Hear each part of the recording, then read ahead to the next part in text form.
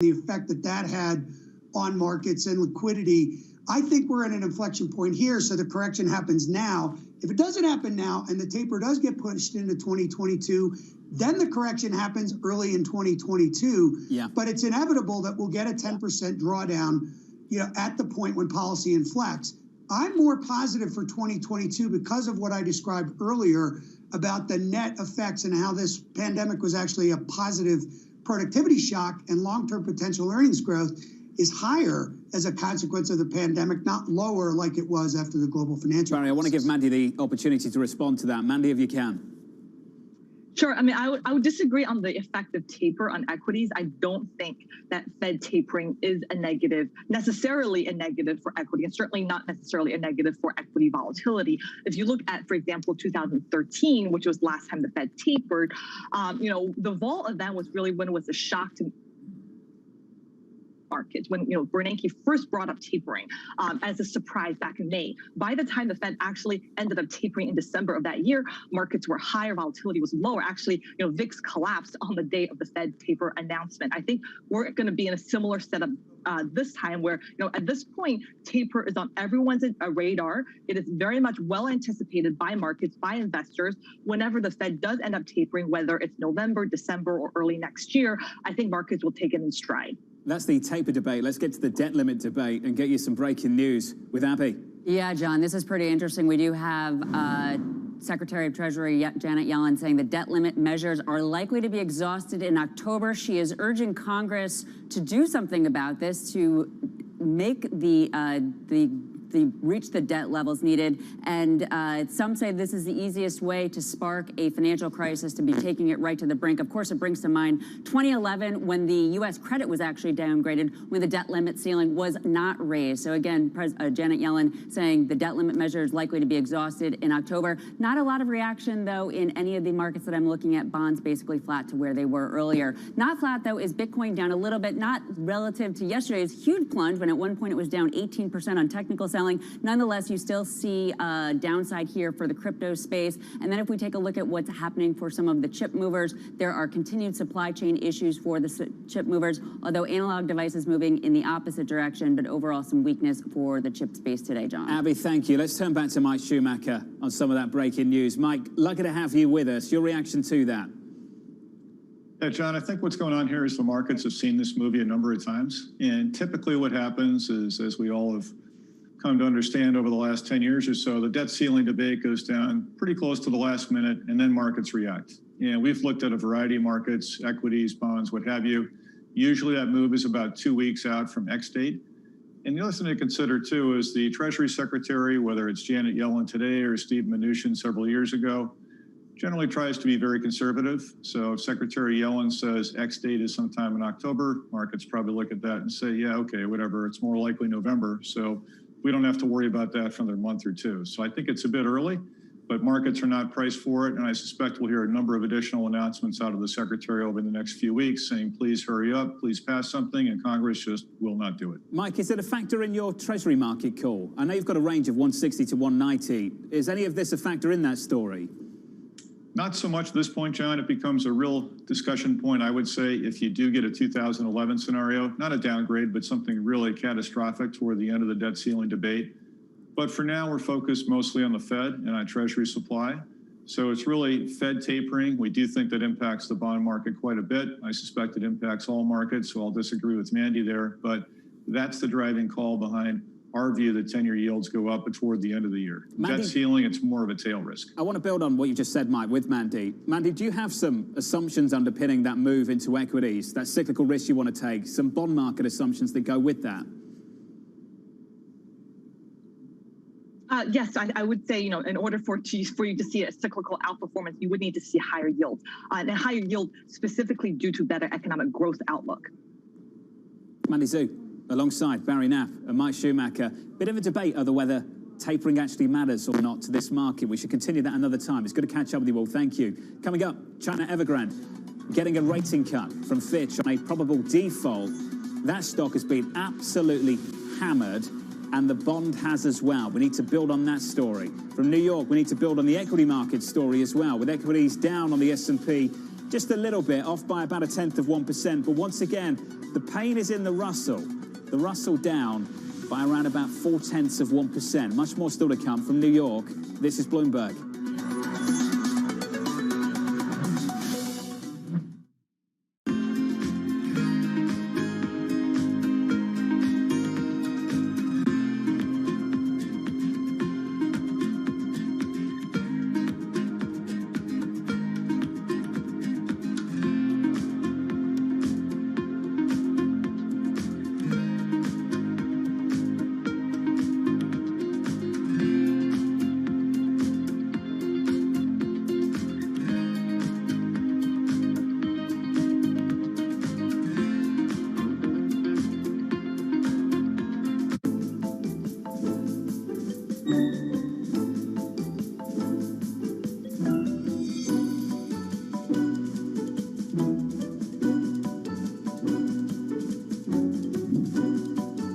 Somebody said, I want to be the next Reid Hoffman.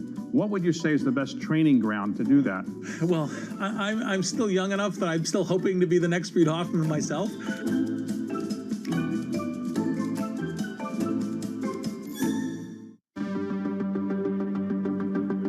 China has been focused for a long time now on catching up to the United States in space when it comes to space exploration, and they've really made a couple of really impressive achievements. For instance, in May, China landed a rover on the surface of Mars. It's only the second country after the United States to manage to do that.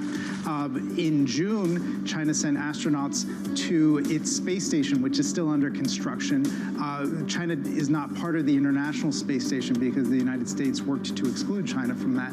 But instead, the Chinese are working on their own. That's scheduled to be in full operation, I think, next year. The Chinese have really come a long way in space. That said, all of that's run by the Chinese government. There is a role for Chinese companies to play in the space program. They're not being as front and center, say, as Elon Musk with SpaceX or Jeff Bezos with Blue Origin. China's companies are playing a more supportive role, I think it would be a fair way to say it, working on things like satellites, rocket launch operations. They're leaving the really big, sexier items when it comes to space exploration, leaving those to the Chinese government.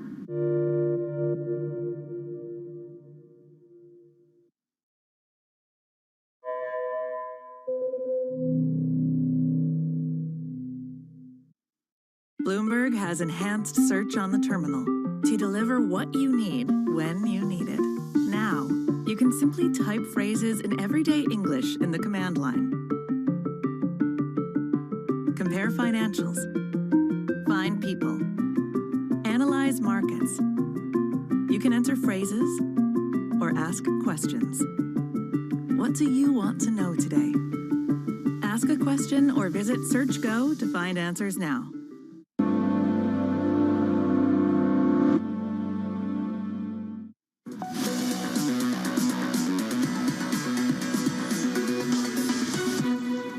I certainly think that China is investable. It's a wild card. What's happening in the data security law is something that we are, still observing. In some ways, these measures by China is making it safer for investors, including foreign investors. Whether or not there are some opportunities. It's an economy that we cannot do without. The government's endgame is with their policy. The contours of it are not entirely yet clear. They're moving more towards fair regulation, trying to create a level playing field. And therefore, there are some investment opportunities. As you might expect, some investors remaining constructive on opportunities in China despite looming government crackdown concerns. And all of this coming as Evergrande becomes one of the country's biggest financial worries, with Fitch slashing its credit rating to CC, saying, quote, a default of some kind appears probable. Credit risk is high, given tight liquidity, declining contracted sales, pressure to address delayed payments to suppliers and contractors, and limited progress on asset disposals. Damien Sassow has been following this story for us at Bloomberg Intelligence. And Damien, in many ways, Fitch stating the obvious for a lot of investors. We know what's happening here, don't we? Yeah, we absolutely do. I mean, they followed on the heels of Moody's, a downgrade to CC. which followed on the heels of CCIC, which is the largest rating agency in China, downgrading Evergrande local bonds to junk. Look, you know what's kind of falling under the surface here is the fact that you're now seeing China 10-year yields start to creep higher here. And, you know, it's risen from 280 to now 287. That's a reflection of the rising regulatory and risk premia I think we're seeing in China as a result of the Evergrande debacle. And look, you know, what you're seeing is a little bit of spillover into the property sector. Evergrande bonds are trading at 25 cents on the dollar. If you look at Guangzhou RNF rather, if you look at Fantasia, those bonds are now trading at 55 cents on the dollar. So we're seeing a bit of slippage there, and you know, certainly dollar creditors are taking notice of that, Jonathan. But, just to be clear here, in DM, this isn't what you would expect. You'd expect maybe the market to rally. Certainly what you might expect on the periphery in Europe, which is a hybrid of developed markets and EM and maybe credit as well for many investors. For EM, would you expect this from China specifically, that if creditors started to get into a little bit of trouble on the corporate side, that this is how the sovereign would respond, the sovereign debt market? Yeah, you know, I think so. I mean, because look, you know, I mean, we talked about this earlier. I mean, China Inc., you know, there's a lot of Chinese corporates that have dollars offshore. A lot of those dollars find their way into these bonds. And so look, when, you know, they're selling off, you know, they're basically going to bring those bonds back. They're going to have to go somewhere, right? So, you know, I do believe that China, you know, government bond yields are probably going to come in here. But you make a good point about the periphery of Europe. I heard you talking about it earlier. And if you look at spreads for places like Czech and Hungary over the Bund, or the Bobl rather, 5-year money, I mean, you're talking about record wides here. So, you know, there's additional risk premium to be had in Eastern Europe. You're seeing that in places like Latin America. I mean, all of the dislocation we're seeing in China is spilling over into emerging markets, and it's creating these great valuation discounts, which I believe creditors are looking to take advantage of. You would say there's opportunity there. I would be looking at the contagion risk, and that explains the difference between my daily job as a journalist and yours as an investor looking for those opportunities. We follow the money in different directions sometimes. But Damien, on the contagion risk, a question I asked you this morning, and for our audience that might have missed it, who owns this debt? Yeah. And you said to me, we just don't know. We really just don't know. How much of a problem is that?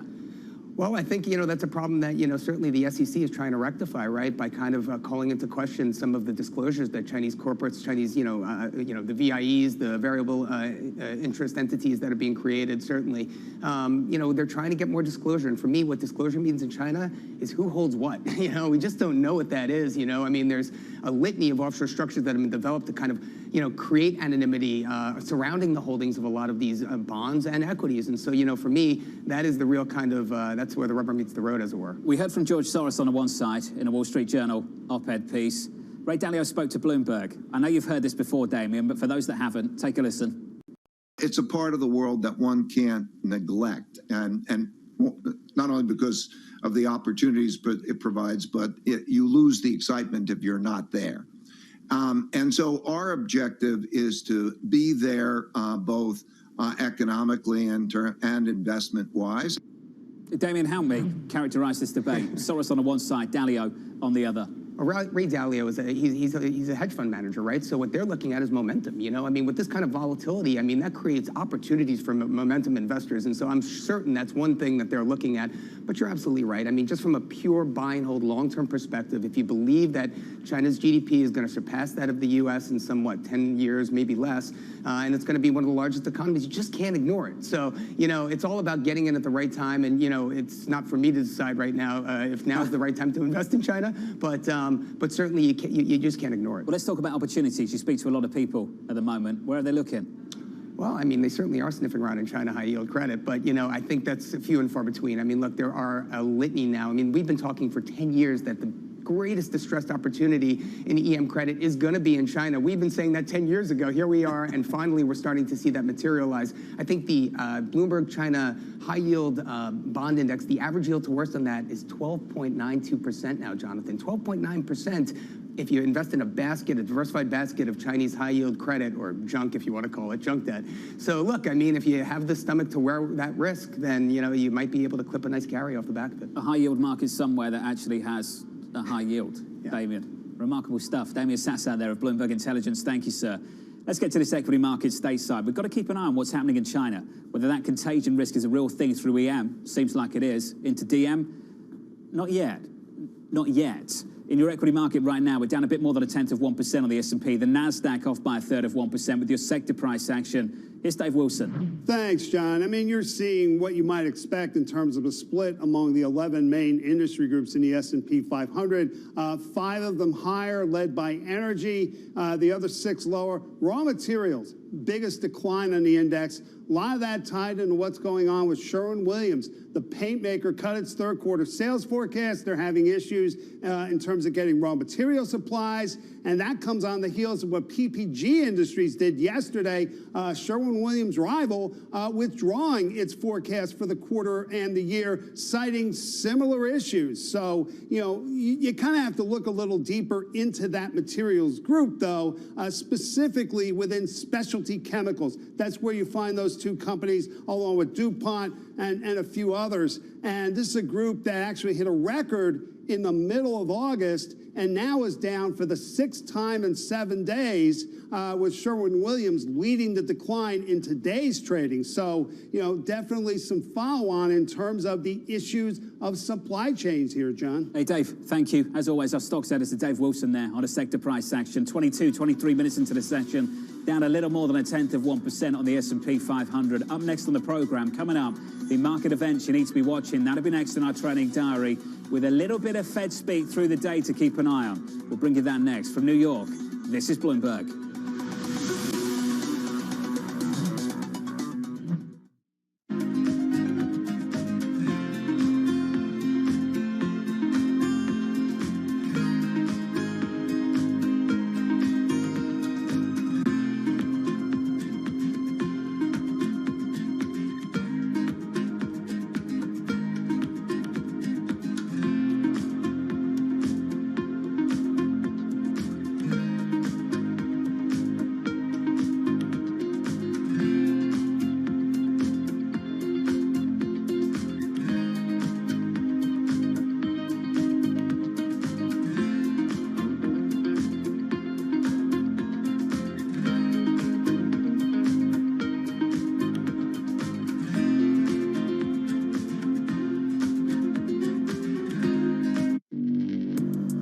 Access the financial world on demand.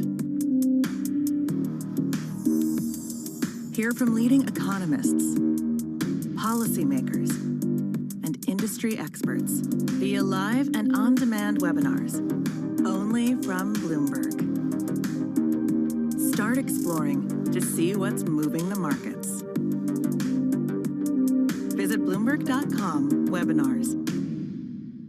Happening on the ground right now, just in terms of consumer price tolerance? We see a strong consumer right now, and you can see that even in the early starts to back to school and back to college season that we're really pleased with. And I think if we step back and look at the quarter, we see the evidence of that strong consumer.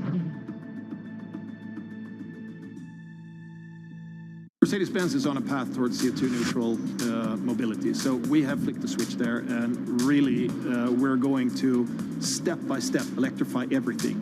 And what does that mean? Combustion engines get electrified.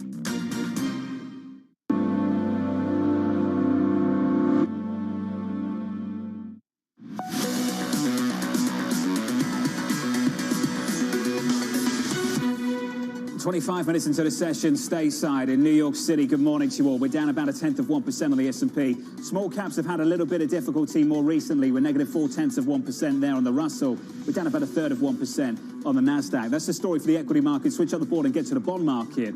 In the bond market right now, yields are down by about 2 basis points on 10s to 135.45. Down about 2 basis points on 30s too to 196.26. Yields are lower, the curve's just a little bit flatter, erasing some of the move we've seen over the last couple of days. Let's get you to the trading diary, what you need to be looking at this morning. Elsewhere, JOLTS numbers coming at the top of the hour. Job openings in America sky high. Then we get some supply from the Treasury, 38 billion in 10-year notes, 1 p.m. Eastern. Then the Fed speak with President Williams at 1:10. And then the big one for many people, the Dallas Fed President Robert Kaplan will be speaking a little bit later at 6 p.m. Eastern time in a virtual town hall, in a little bit of hot water in the court of public opinion, so to speak. ECB decision tomorrow. I'll run you through that. And rounding out the week with PPI on Friday. From New York, this was the countdown to the open. This is Bloomberg TV.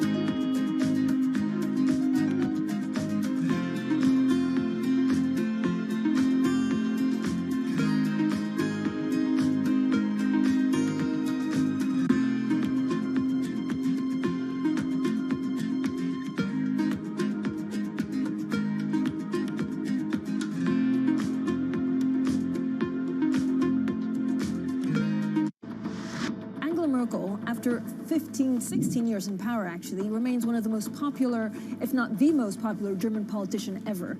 Who's the right person to fill those shoes? Well, whoever is going to be filling those shoes is going to have a very hard time.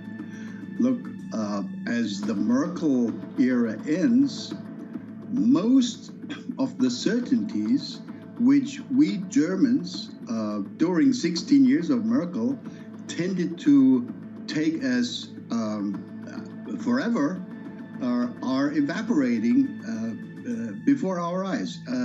The eternal assurance of the United States always protecting us, that's gone out with Donald Trump. The certainty that we will build an ever closer union, the EU, has gone out of the window with Brexit.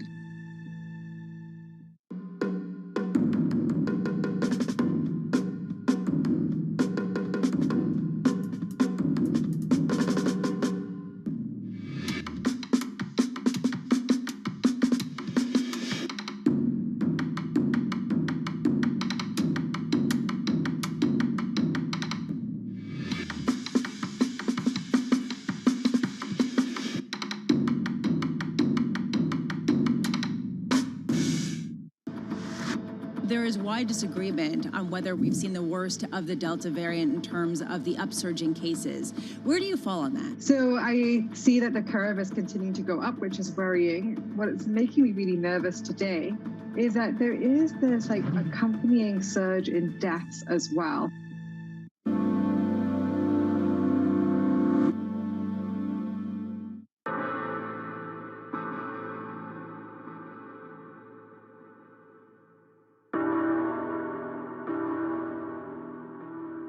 Months after Hurricane Maria, Puerto Rico is still in peril.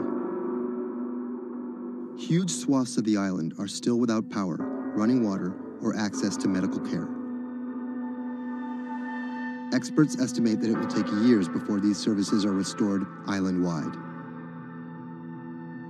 Much of the blame has been placed on FEMA for a slow response in comparison to recent disasters on the mainland. But recovery from a disaster of this complexity and scale has proven more challenging than anyone anticipated. And filling the gaps between an overextended public sector and a suffering populace falls on the private citizens.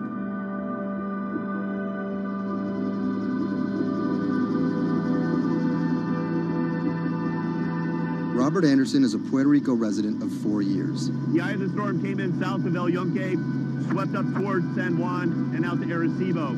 Everything on the right-hand side is what we call the dirty side of the storm. This isn't his first time in a disaster zone. With a military and telecom background, Anderson worked on repairing damaged cell phone towers in New Orleans after Hurricane Katrina. Some might be tempted to label him a disaster capitalist, seeking lucrative government contracts for his expertise. But as Anderson finds himself in the middle of a humanitarian crisis, he and his associates are developing a variety of pro bono recovery projects that target the island's hardest hit areas. I see two Puerto Ricos. We're here in San Juan. They have telecommunications restored. They may or may not have power, but basic services are in place. They're able to get food. They're able to buy things. They're surviving.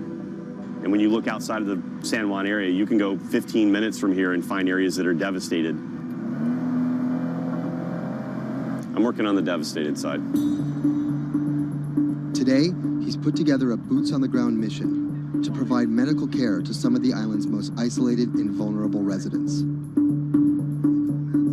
Steve Berenbaum is one of Anderson's business associates.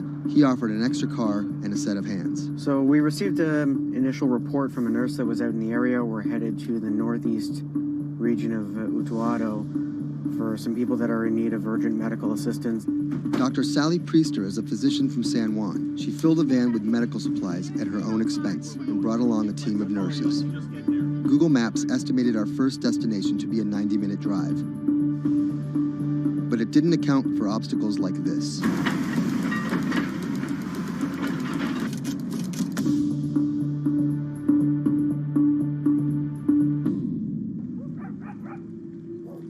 Our first stop was the home of an 82-year-old blind Vietnam veteran. His roof was blown off by the storm, and he's been living alone in a back shed for nearly 2 months. His cane actually got broken in the storm, so he's limited mobility. He has a number of medical ailments. Dr. Priester's having a look at him. We called the VA. They're going to get him set up with what he needs, get him stabilized so he can then be transported either to an evacuation center or off the island. It's when the chain gets broken, when those families that are connected to them leave the island or take off. These guys get left at the end of the road, and it's tough. FEMA was not officially part of Robert's team, and their arrival caught everyone by surprise. Their job here was to survey and report back to their superiors, and did not come with medical aid of any kind. People think that FEMA is there to hand out bottles of water. It's not what they do. FEMA has a role to play. They have a very specific role. They bring in ships, they bring in airplanes, they bring in tractor trailers with pallets of things. But they're a big machine, and there's gaps in that thing. And you're seeing one of the gaps here, and we help fill that role.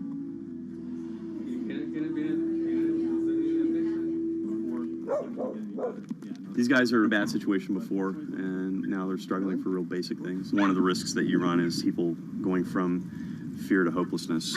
Those are the folks that we're trying to reach. And how are they reached? How are they even found? Word of mouth, mostly. And what's your role in all this? Ghost in the machine. I'm lucky enough to be able to communicate with folks in FEMA, the state of Puerto Rico. For a ghost, Robert makes his presence well known. Not only was he the de facto leader of the mission, now with FEMA in tow, he created his own maps to survey storm damage. So we're right here. And delivered them to FEMA HQ free of charge. I have pretty good reach. Perhaps that's how he managed to earn himself a coveted FEMA badge without actually working for them. And it's these relationships that allow him to operate more efficiently than an NGO or a government agency.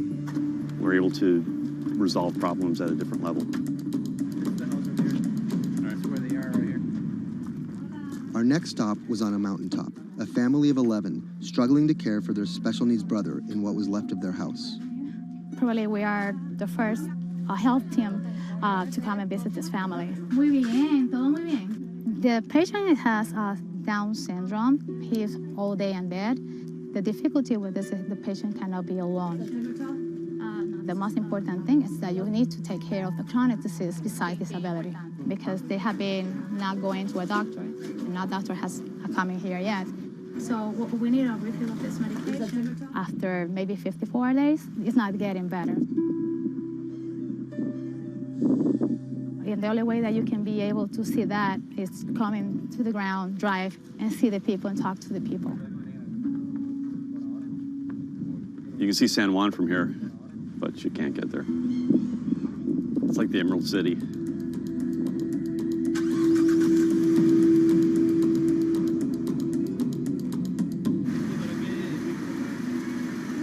On this stop, we caught word that a man living alone at the edge of the jungle was in need of care.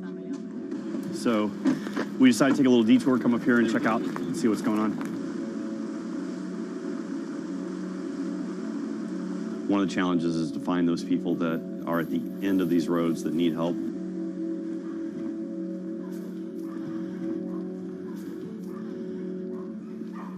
¿Pero por qué estás solo? ¿Por qué estás por acá? I'm asking about why he's alone right here. He said things of life happens. Yeah, I'm here by myself. So ¿dónde vive acá? En la parte de...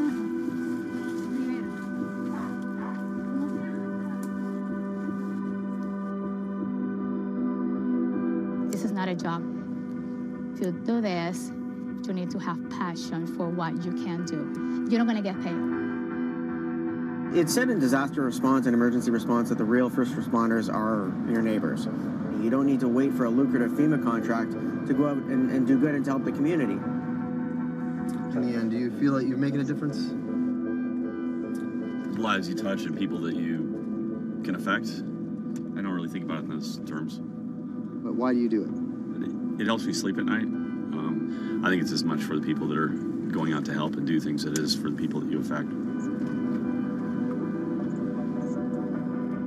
Whether out of altruism, or the lure of a paid gig, or some mixture of the two, Anderson hopes to stay here to help shape Puerto Rico's future. Puerto Rico's essentially been a colony for 400 years. It was treated poorly by the Spanish. It was not treated well by the United States when they first got here. Puerto Rico can continue in the way that it's always been, or Puerto Rico can rebuild itself like nothing that's ever been. And we have to do everything we can to make that real. That's the bottom line.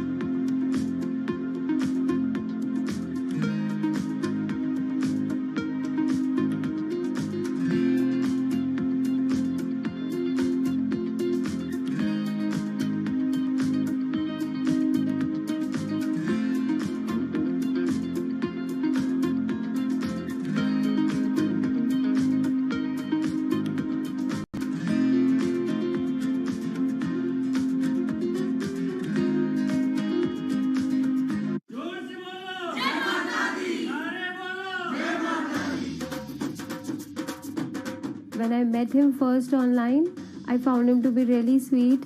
I think I was the one who was talking for an hour. He was just listening.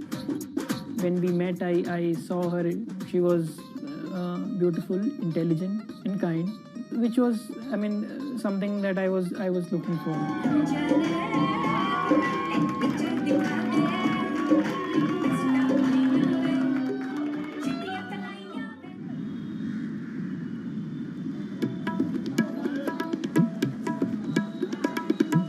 Anshu and Sumit are one of about 12 million couples that get married in India every year. Unlike their parents' generation, they're not from two close villages, but from two cities on opposite sides of the country. And their love didn't start through community matchmaking, marriage brokers, or classified ads in newspapers, but began online. So we met through jeevansathi.com. So it's basically an online portal where we have detailed profile of different grooms and brides. It makes a lot of remote profiles who are located in distant areas more accessible. Thanks to growing internet and smartphone usage, matrimony websites and apps in India are starting to disrupt the matchmaking industry. More and more people are finding their partners at the click of a mouse.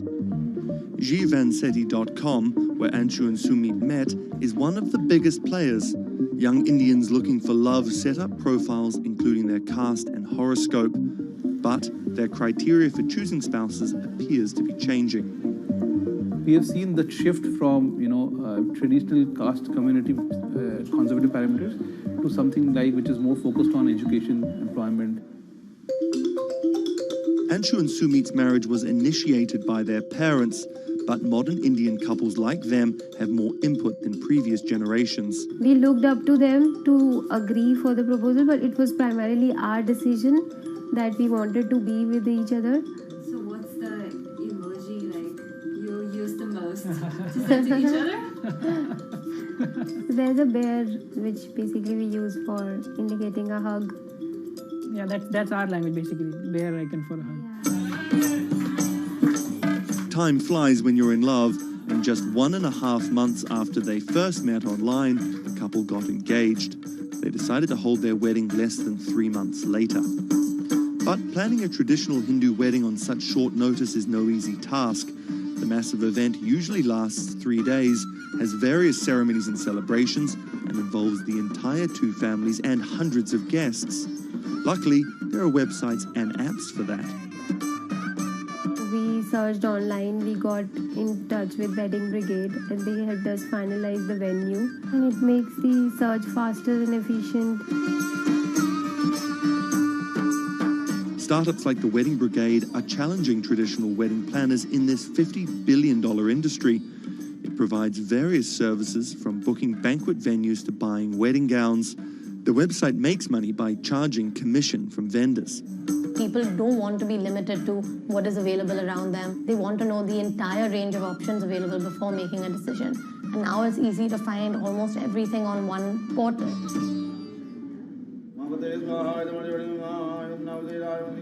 Anshu and Sumit are officially married in a ritual that has gone on for thousands of years, but their love started in a very new way. Technologies might be changing the way couples meet, date, and get married in India, but they're definitely not changing everything. The technology was only the first level help that we could get to find each other. Everything else was like very humanly and emotions and feelings based.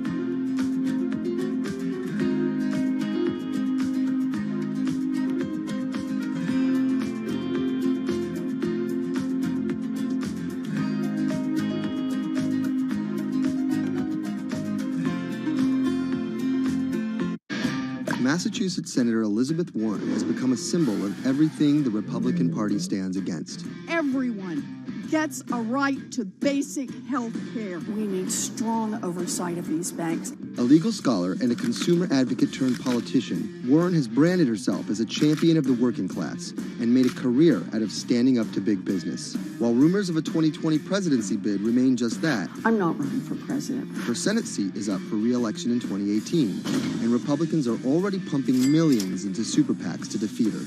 This is the story of how a law professor and politician came to be seen as the biggest threat to Republican values and the greatest hope for progressive America. Elizabeth Warren was born Elizabeth Ann Herron, the youngest of 3 siblings, on June 22, 1949 in Oklahoma City to middle-class parents. After waiting tables to help her family pay the bills, Warren became a star on the high school debate team. She landed a scholarship to George Washington University at the age of 16, but 2 years later dropped out to marry her high school sweetheart, Jim Warren. By 1980, Warren was a mother of 2, divorced and remarried, had earned a bachelor's degree from the University of Houston, a juris degree from Rutgers, and practicing law in New Jersey. Warren then went on to become an influential law professor, teaching, lecturing, and publishing highly cited work on bankruptcy and commercial law at 7 universities around the country, eventually settling at Harvard Law School. But Warren wasn't always a liberal lion. Elizabeth Warren used to be a Republican, actually. That's Stephen Dennis. I'm a Senate reporter for Bloomberg. Around the time that Elizabeth Warren switched parties, she became a fierce opponent of a Republican drive to make it much harder to file for bankruptcy. She fought that for a decade. It ended up passing anyways. While her efforts ultimately failed, her warning calls were heard in 2008.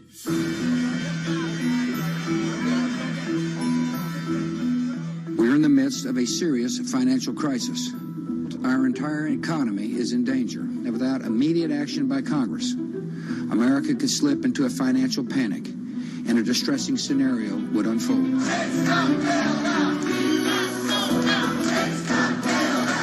Professor Warren was tapped to help with oversight in the government bailout. She would excoriate bankers and their bonuses and their practices. Why should the U.S. taxpayer alone carry city? She proposed a series of tough regulations, which became the basis for much of the Dodd-Frank financial law that we have today. That sort of catapulted her to national stardom, particularly among the progressive left.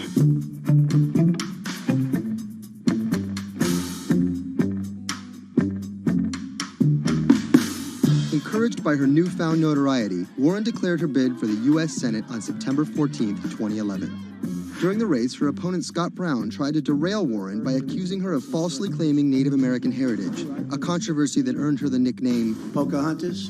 Nevertheless, she was victorious and won the Senate seat by a comfortable margin. She used her new tenure to challenge everyone, from banking regulators and Treasury officials to members of Wall Street and Congress. I'm really concerned that too big to fail has become too big for trial. We need tough new laws to hold corporate executives personally accountable. No one should be above the law. She called for Wells Fargo CEO John Stump to resign for fraud, introduced the Bank on Student Loans Fairness Act, and reintroduced the 21st Century Glass-Steagall Act. In 2016, after staying silent during the Democratic primary battle, Warren finally endorsed Hillary Clinton and had some harsh words for candidate Trump. Donald Trump is a loud, nasty, thin-skinned fraud who has never risked anything for anyone, and that is just one of the many reasons he will never be president of the United States. But she was wrong. The forgotten men and women of our country will be forgotten no longer. Warren wasted no time resisting Trump's agenda. Have you ever managed or overseen a $1 trillion loan program? I have not. How about a $1 billion loan program? I have not. Okay. In the Donald Trump era, Elizabeth Warren has been playing defense and trying to prevent Donald Trump and his cabinet appointees from rolling back protections that she helped enact. Warren actually found herself rebuked by Mitch McConnell for reading a letter by Coretta Scott King about Jeff Sessions' record on racism during his confirmation. She was warned. She was given an explanation. Nevertheless, she persisted. That moment became something that's on T-shirts, bumper stickers, slogans, and that really galvanized a lot of support for her. It's been very hard for Republicans to get much of anything done this year, and that's at least in part to this resistance movement that Elizabeth Warren has helped champion. We are here to fight back. Enough of Elizabeth Warren. Like you. Millions of dollars are being funneled to defeat Warren in the midterm elections in 2018. But it's the rumors of a 2020 presidential bid that has further prompted powerful donors to fund her opposition, often using the same playbook of constant and ruthless ad campaigns that many believe helped Trump win in 2016. It's anyone's guess if she will endure what Hillary could not. You know, the question for Elizabeth Warren is whether she can go from being a liberal firebrand to somebody who can regularly get 60 votes for initiatives in the Senate and 218 in the House and drive an agenda, and whether she can bring together coalitions for political victories. That's the challenge, and we'll see what happens.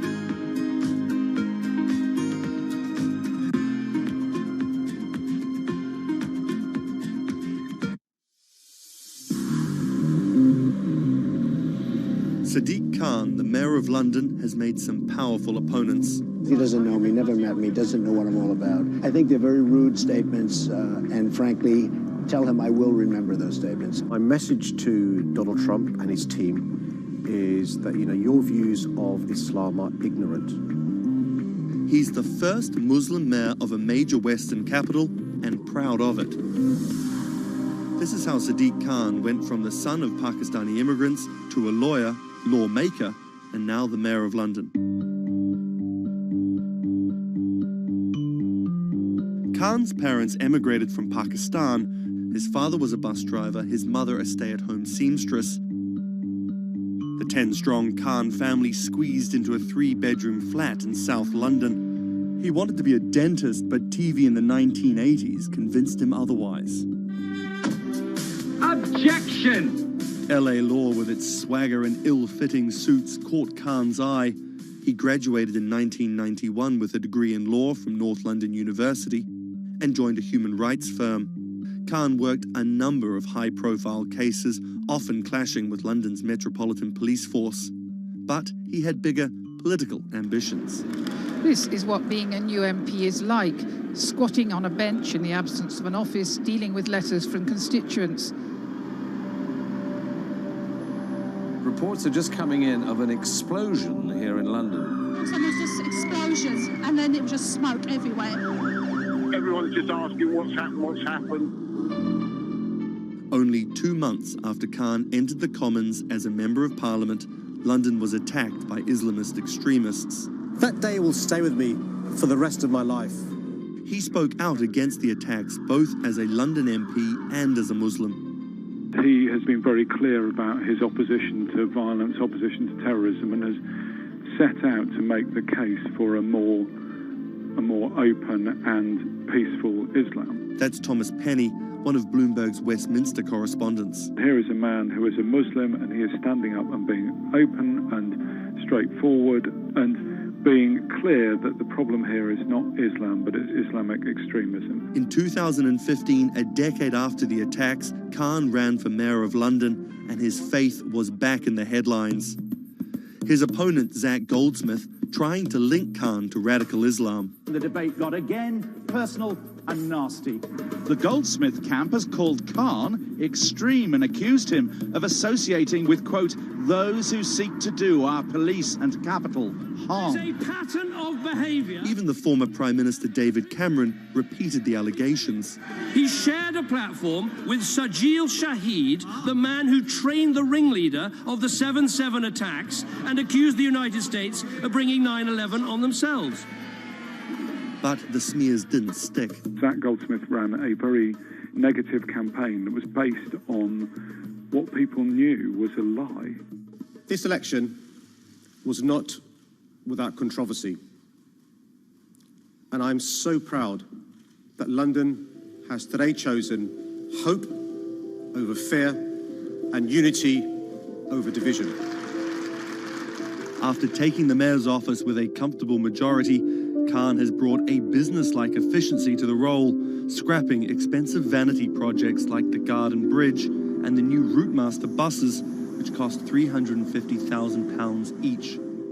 The former lawyer who used to fight the police in court is now praised for his close relationship with them. I was talking to a very senior police officer in the Metropolitan Police who said there was a sea change when he went into City Hall, and the police were saying how much they welcomed this because they knew where they stood, and it was more. Okay, traders, let's place stop for euro.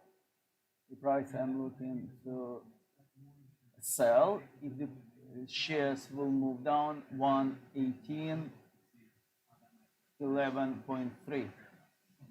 Okay, if you remember, we sold short few days ago, as far as I remember, the euro. So at 118, you can see from our ticker, 118.16.3. So right now I'm going to place stop for this position at 118.11.3. It will give us 5 pips in profit. I'll speak to you later, guys. Londoners found Khan was more trusted to keep the country safe from terrorism than the Prime Minister or the Labour leader. His story of going from the son of an immigrant bus driver to the mayor of one of the greatest cities in the world plays well with Londoners. But can he appeal to the rest of the nation? Has Khan got his eye on the top job? And is the UK ready for a Muslim Prime Minister?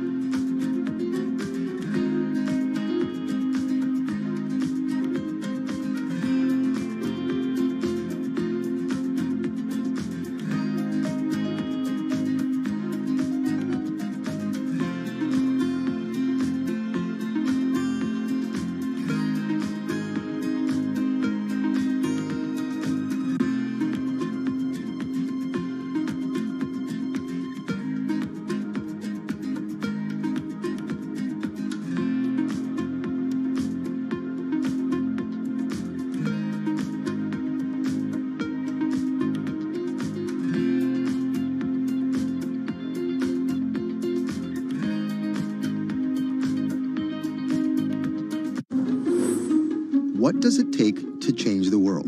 A big army? A cure to a pandemic?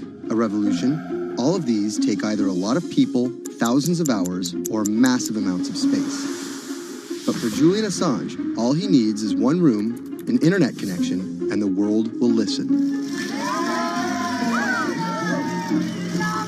Assange is located here, and more specifically, right here. And from that location, he's posted government secrets, classified documents, and leaked emails from some of the world's most powerful people. And in doing so, has been labeled a hero, a villain, a nihilist, and everything in between. This is how an Australian programmer sequestered in the Ecuadorian embassy in London became one of the most influential and notorious people in the world. Born in 1971 in Townsville, Australia, Assange has always been on the move. Living in over 30 homes by the time he was in his mid-teens, Assange, along with his mother and half-brother, finally settled down in Melbourne. His introduction to hacking started at 16 when he was given a Commodore 64, which he attached to a modem. He attended the University of Melbourne, where he studied programming, physics, and mathematics. He never graduated, but that doesn't mean he didn't get an education. By 1991, Assange hacked into the Pentagon, U.S. Navy, and other branches of the U.S. government. In 1996, he was caught by the Australian Federal Police and charged with over 30 counts of hacking and computer-related crimes. He didn't get any jail time, but he was fined $2,100. I think the first taste of what would come later was the hacking that he did as a young programmer, and that really sort of foreshadowed a healthy skepticism of the use and abuse of technology by governments. That's Vernon Silver. I'm a reporter for Bloomberg's investigations team. Assange's youth as a hacker laid the foundation for him to start WikiLeaks in 2006. But what is WikiLeaks? It's a website that posts unfiltered, usually classified documents. What separates it from every other media outlet is that they have no editorial hierarchy. With a publication like the New York Times, information comes in, they take that information, package it, then disseminate it for the public to see. WikiLeaks, however, cuts out the middleman. WikiLeaks gathers information, most of it given to them anonymously. So what they're doing is really very simple. They get the information in one end from who gives it to them and out the other with sometimes minimal interference. Julian Assange is the leader of that, the mastermind, the creator, and really, because he thinks of it as a journalistic enterprise, the editor-in-chief. But every story starts with a source, and Assange has some unconventional sources. Julian Assange does not hack as far as we know. He is the recipient of people who are either insiders who give him secret documents or hacked emails from a foreign power. That's Eli Lake. I am a columnist for Bloomberg.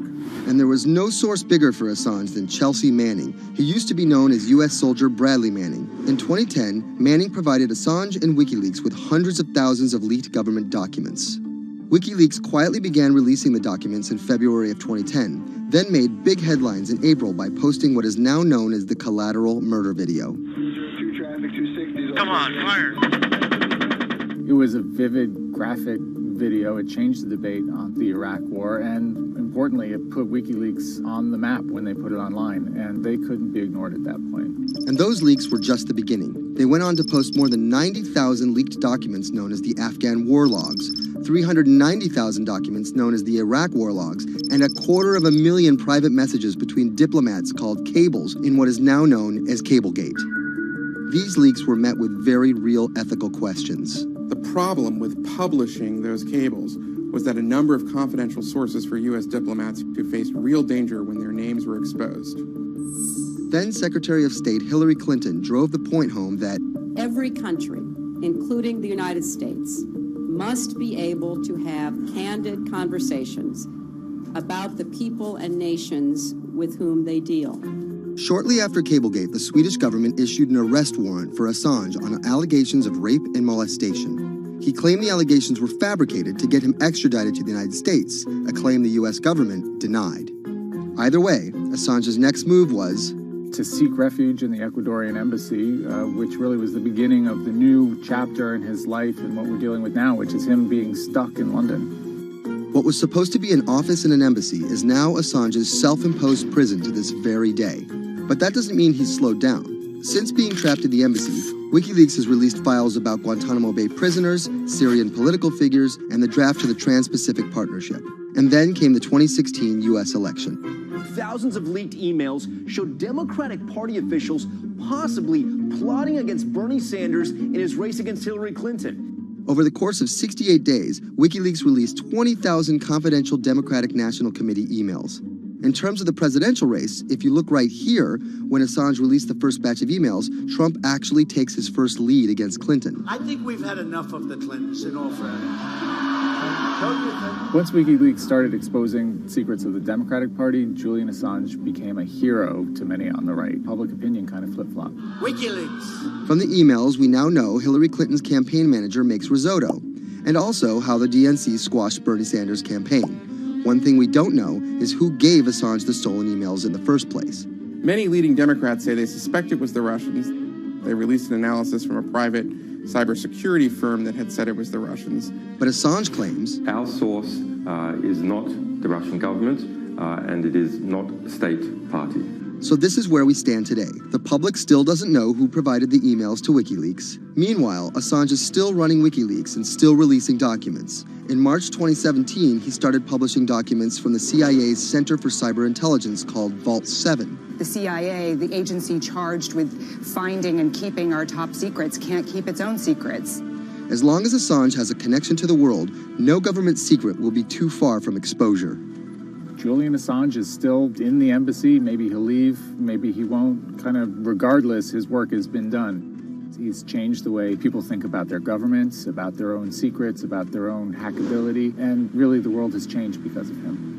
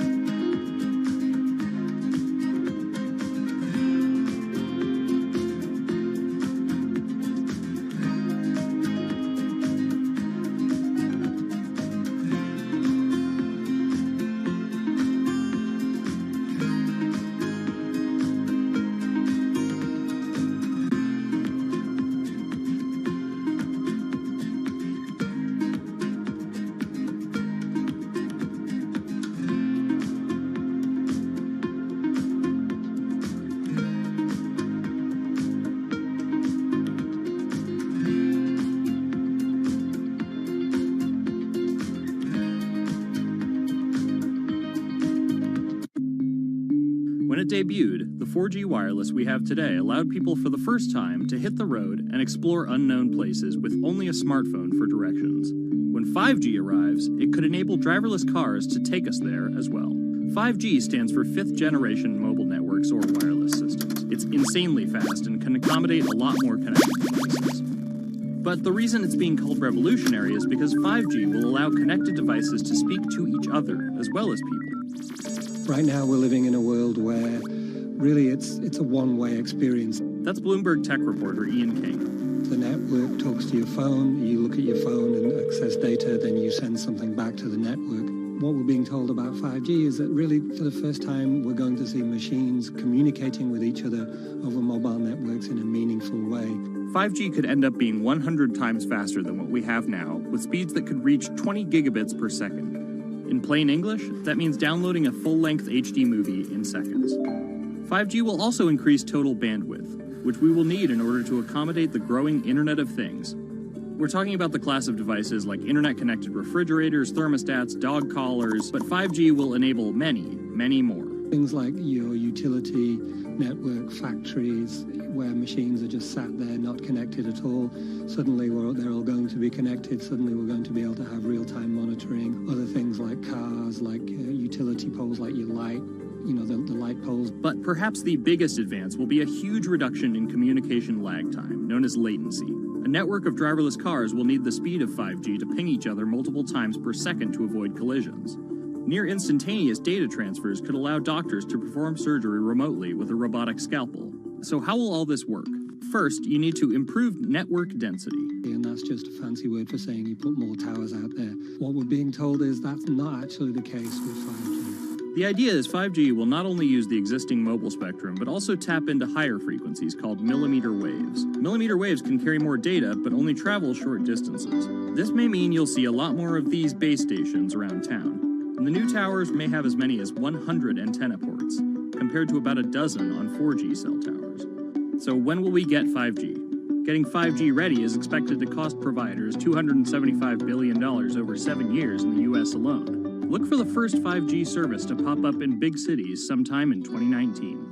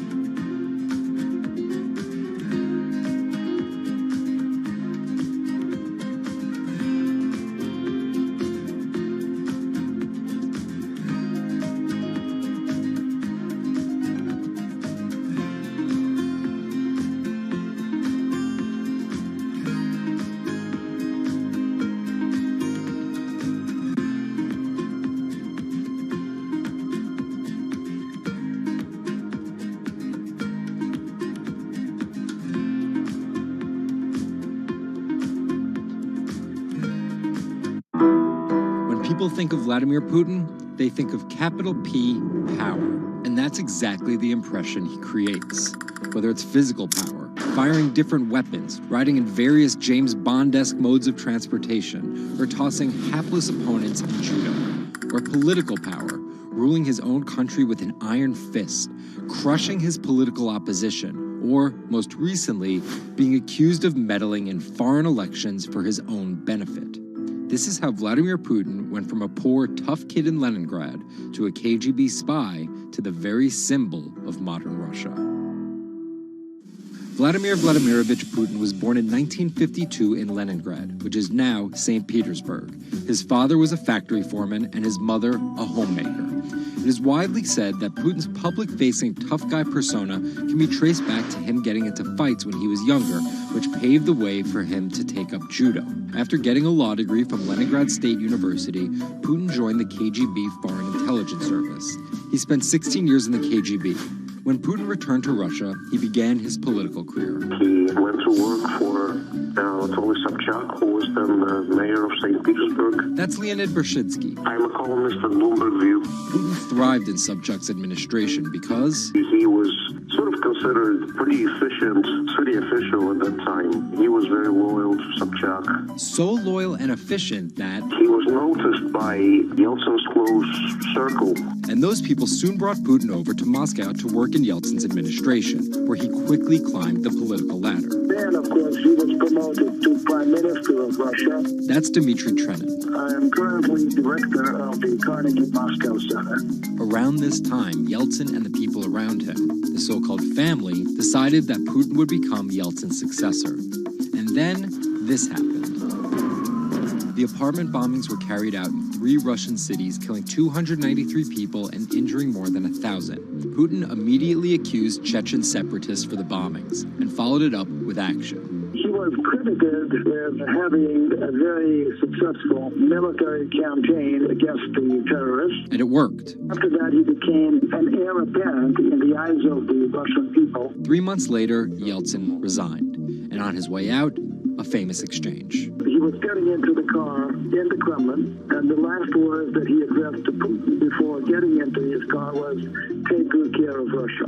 So Putin took over as president, and 3 months after that, won his first election. But just because Putin won the presidency, that didn't mean he had all the power. This is Michael McFall. I was U.S. ambassador from 2012 to 2014. In the 1990s, there was a fire sale of all the things worth owning in Russia, and certain people, the oligarchs, did better than others in that fire sale, sometimes called privatization, and those people tended to be well connected with the Yeltsin regime, and they weren't Putin's friends. But they probably miscalculated, thinking that they could easily find a way to influence him. It became impossible almost from the start. From that very moment, there was warfare between him and the oligarchs. That's when Putin gave the oligarchs a choice. Putin's way? Some of those people from the 90s managed to figure out a new way of dealing with Putin and have survived. Or prison. Others could not find common vision, and so they lost their assets. Khodorkovsky once was Russia's richest person, worth $15 billion, but he ran afoul of President Vladimir Putin and spent a decade in prison. With domestic power consolidated, Putin focused on restoring Russia's global influence. Putin is the guy who believes in the expansionist Russian state. Georgia and Ukraine and all the other Soviet republics that split off when the Soviet Union fell apart, he still believes that they're traditional Russian satellites. A lot of his strategy is about keeping them in the orbit. That Yeltsin line, take good care of Russia, that's how he understands it. And he used annexation and invasion, as well as oil, gas, and trade to keep former Soviet republics in Russia's orbit. In 2008, Putin's 2 terms were up, and he decided to step down as president. Dmitry Medvedev stepped in as president, and Putin went back to prime minister. But really, Putin never left power. He pretty much continued running the country, and Medvedev was a bit of a figurehead. There was actually a period of cooperation between Russia and the U.S. that benefited both countries during Medvedev's presidency. Because Medvedev did not have the same negative attitude towards the West as Putin did. But when Putin came back to run for a 3rd term, in the lead up to the 2012 election, it was widely believed that both the presidential and parliamentary elections were rigged, and Russians took to the streets. Putin blamed the protests squarely on America, and more specifically, Secretary of State Hillary Clinton. He believed that she had sent, and this is his words, a signal to demonstrators. Still, Putin won by a huge margin and set about crushing the protest movement immediately upon his return to the Kremlin. Over the next few years, Russia's economy tumbled. Putin annexed Crimea, leading to sanctions. The price of oil fell drastically. The ruble hit a new low, and America played down Russia's influence, with Obama calling Russia a regional power. Despite all of that, Putin's approval rating remained sky high, and then an opportunity for payback. I think I'd get along very well with Vladimir Putin. In 2016, there was one candidate who called Vladimir Putin very smart. Trump exhibited tolerance towards Putin's actions annexing Crimea, and similar views on NATO and sanctions. Secretary Clinton didn't support any of those views. Even though Putin denies any wrongdoing, U.S. election. Yes. the U.S. has accused Russia of being behind the leaking of 20,000 Democratic National Committee emails, which many say helped Trump beat Hillary Clinton in the presidential election. Which leaves us here, with the possibility of a President Putin until 2024, positioning Russia to be the world power he always imagined it should be.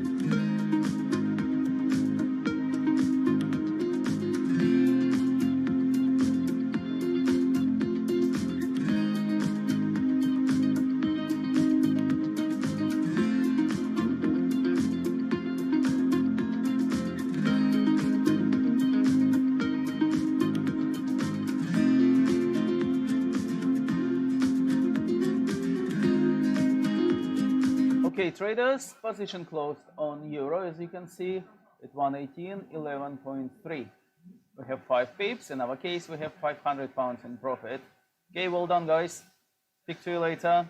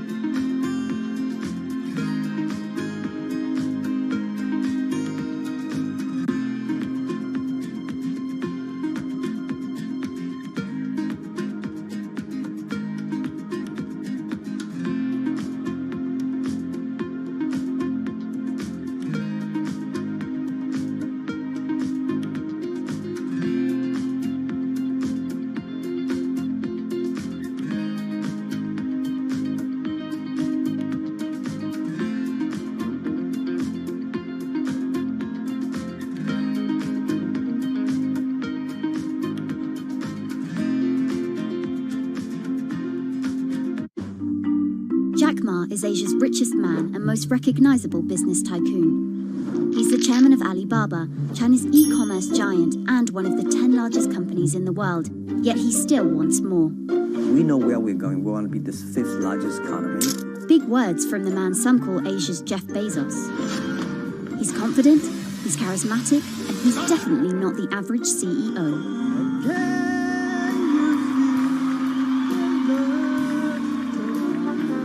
This is how a poor school teacher went from the classroom to being one of the most influential multi-billionaires in the world.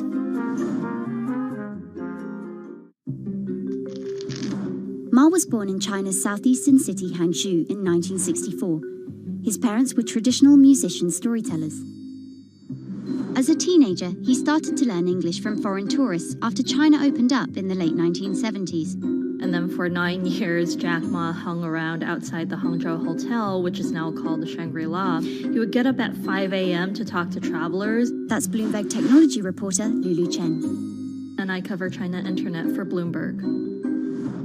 Ma failed China's National University entrance exam twice before being admitted to local teachers' college. He graduated in 1988. He applied for 30 jobs and got rejected, including from the fast food giant KFC. When KFC came to China, come to us say,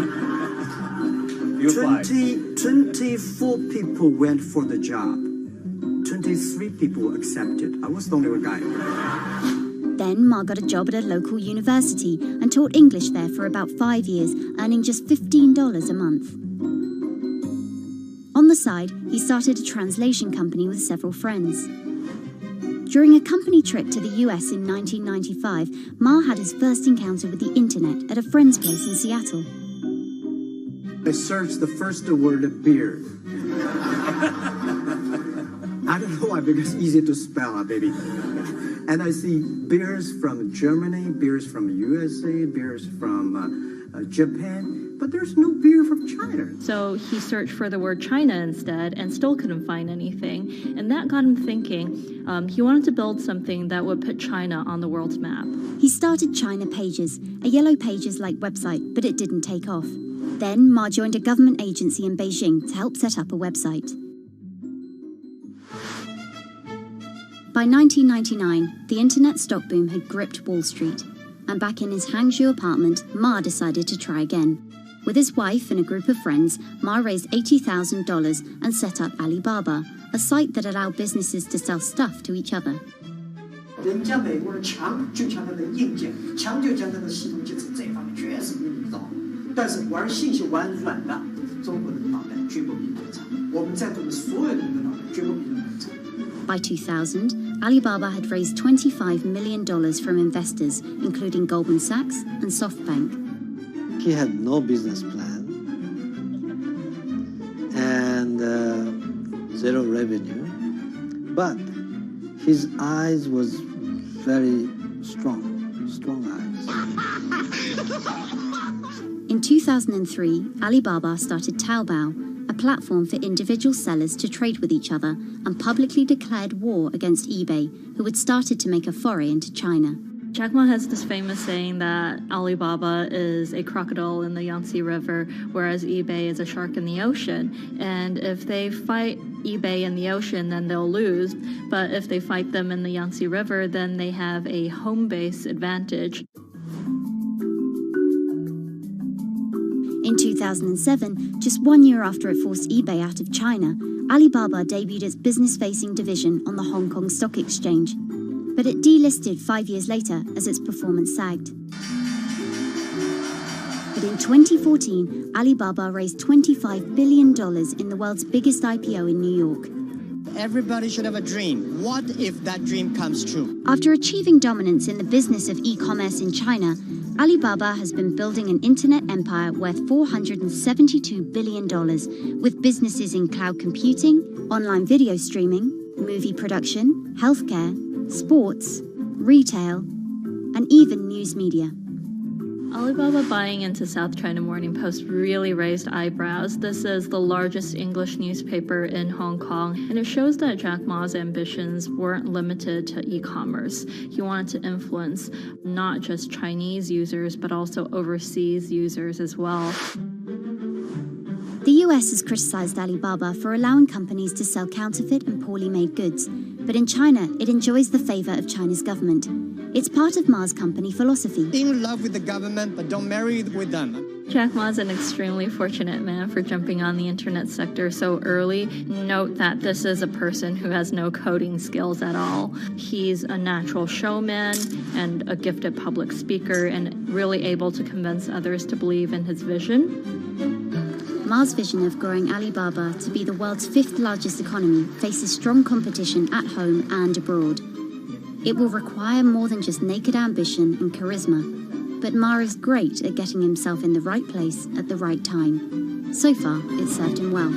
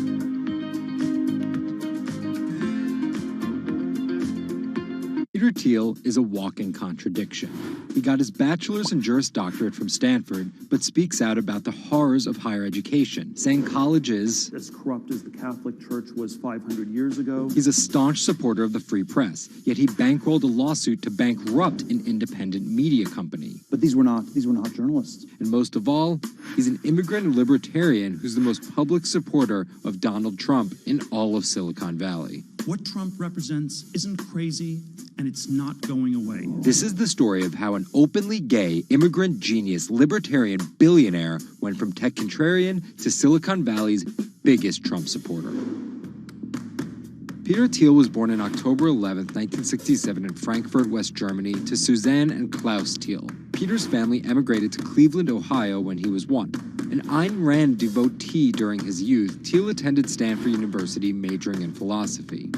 His Stanford experience shaped a really big part of who he decided to surround himself with. That's Lizette Chapman. And I cover technology and venture capital here at Bloomberg. He and his Stanford friends made their first big splash in tech with PayPal. After selling to eBay for $1.5 billion, they would become known as the PayPal Mafia for each incredible success after PayPal. For Thiel, that began with an early, modest $500,000 investment in Facebook. And in VC speak, early means big risk, but also big reward. He turned that initial $500,000 investment into more than $1 billion in cash. But Thiel was just getting started with Facebook, and he went on to make a whole bunch of wildly successful investments. From SpaceX to Airbnb to one of the largest, most powerful companies in the United States, if not the world, and of course that's Palantir. The incredibly controversial secretive data mining startup he founded with his colleagues from PayPal. It connects data silos and then allows non-technical people to search that information for patterns.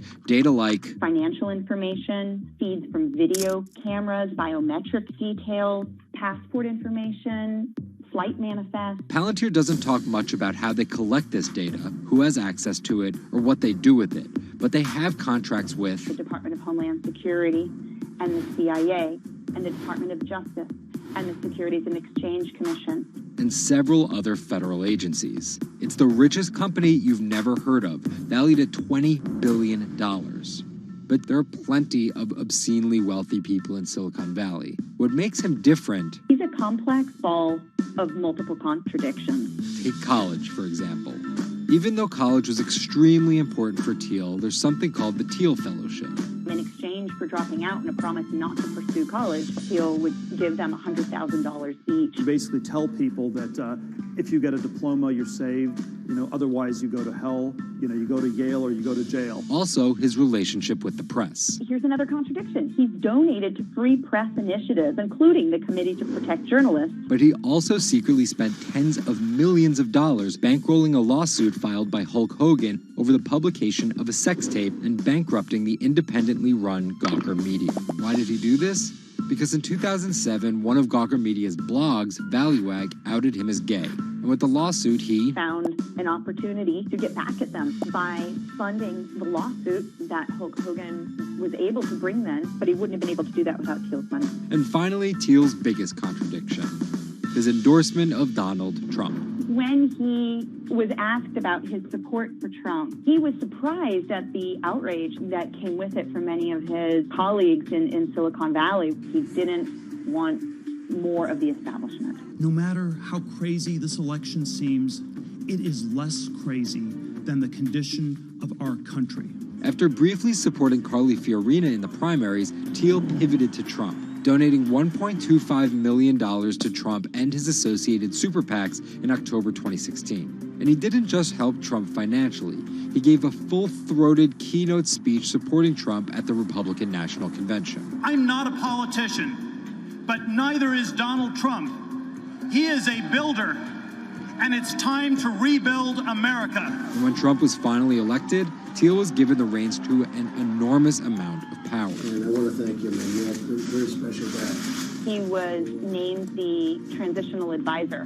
And in that role, he did a lot of interviewing and a lot of vetting to fill hundreds of cabinet positions and different jobs within the administration. But it turns out, Thiel's support isn't unconditional. Talking to people who spend time with him, I have also heard that he is no longer a great supporter of Trump. It was reported that Thiel was unhappy with the direction of Trump's presidency. Ever since, he's been mum, making no public appearances, no statements, and staying out of the spotlight altogether. Although there have been suggestions that Trump could tap Thiel for a top intelligence post or ambassadorship, there's no indication he'd accept. He's described his relationship with politics as schizophrenic. He gets really involved, and then he runs away as fast as possible. Whether Thiel takes a new position or simply continues as a board director at Facebook and Palantir, at just 50 years old, he's primed to wield some serious influence in technology and politics for decades to come.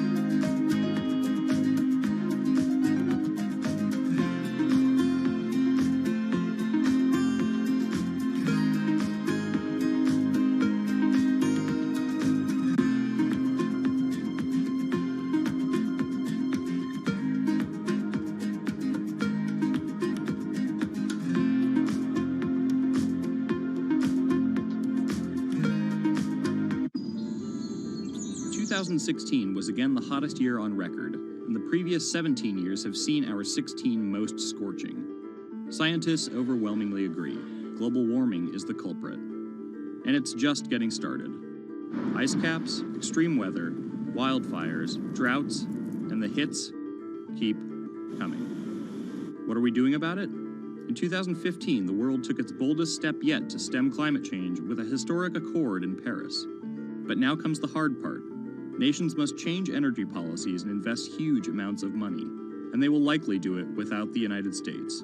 President Donald Trump announced on June 1st that the U.S. would withdraw from the accord. The reality is that withdrawing is in America's economic interest and won't matter much to the climate. Here's the situation. Decades in the making, the Paris Agreement united the U.S., China, and more than 190 other nations in a push to limit fossil fuel pollution. The UN-sponsored plan secured pledges to cut greenhouse gases. The the emissions that trap heat in the Earth's atmosphere, in an effort to avoid the rising seas and other environmental disasters that climate models predict. But even if all pledges are met, the globe is expected to warm by as much as 3.4 degrees Celsius this century, more than the UN target of well below 2 degrees. Meeting the Paris Agreement means that governments will have to offer more incentives for clean energy, scale back support for fossil fuels, make emissions more costly, and reduce deforestation. It's estimated that the deal will require $13.5 trillion of spending through 2030. Here's the argument. Unlike past climate pacts such as the Kyoto Protocol, each country set its own Paris targets and then promised to revisit and improve them. The U.S. was primed to play a lead role in climate change, but Trump's energy independence executive order reverses Obama-era rules and directives put in place to combat climate change, and expands production of coal, the dirtiest fossil fuel. The resulting policies threaten the global fight against climate change. Without the U.S. commitment to emissions reduction, other countries may join it in abandoning the Paris Agreement. This could make it almost impossible and even more expensive down the line to stop climate change. Optimists argue that the shift to a lower carbon future is already underway. Businesses, cities, and U.S. states, such as California, are already investing in wind and solar and taking other steps to make it work. I've actually been called an environmentalist, if you can believe that.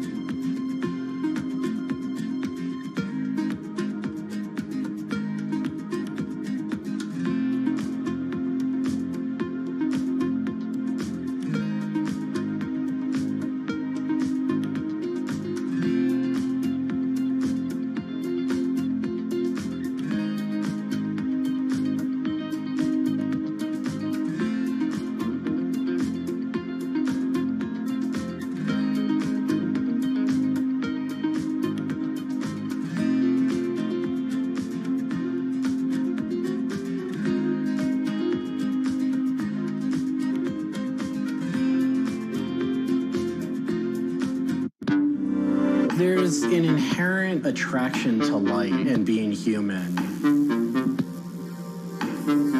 And I think on a very deep psychological level, light is this way in which we experience the energy surrounding us in a very personal manner.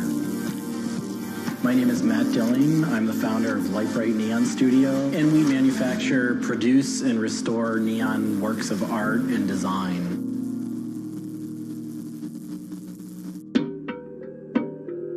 origins of the creative content of a lot of the work at Lightbright comes from a variety of sources. Sometimes people come with a napkin sketch. Some people come with an Adobe Illustrator file. And we have a whole design team who then we kind of work together to help create layouts of what it might look like.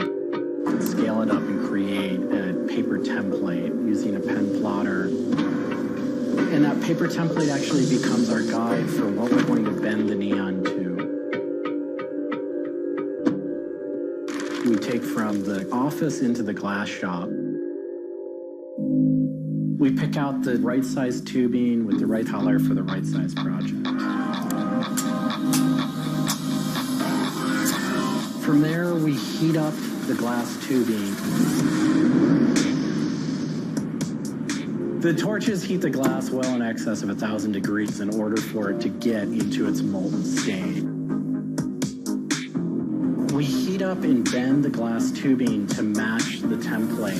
One of our chandeliers has over 100 different bends in it. So each one of those bends has to be marked for a heated up bend. We also have to allow the glass to cool between the bends so that the next area can be worked on and heated up in its own unique fashion. It turns into spaghetti, and then we have to make sure that that spaghetti lines back up and cools to the template. We use a blow hose to connect our mouth to the tube, create a volume that's closed, and we can control the pressure in there with our mouth. There's just a variety of challenges that come up inherently in working with glass. Glass can crack due to stress, and sometimes you'll just have a batch that all it wants to do when it gets near a torch is crack.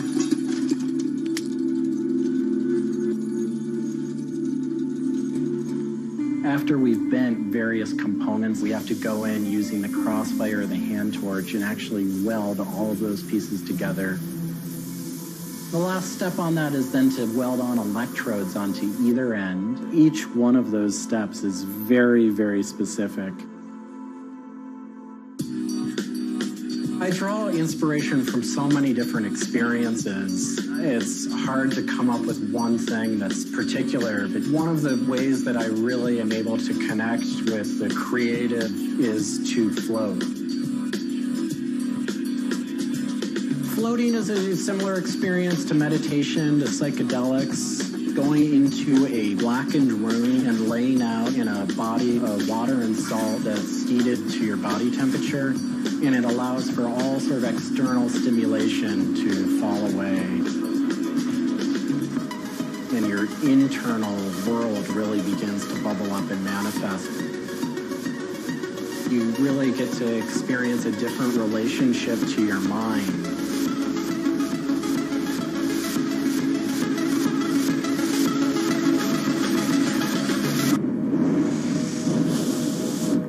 I work with neon because I can't not work with it. It's so challenging and so rewarding. And those things are so intertwined that there's no way of separating it out. I learn so much and continue to learn so much by working with it. I find so much inspiration in working with it, and I just continue to experience new and different things through the medium. It's that close to me at this point.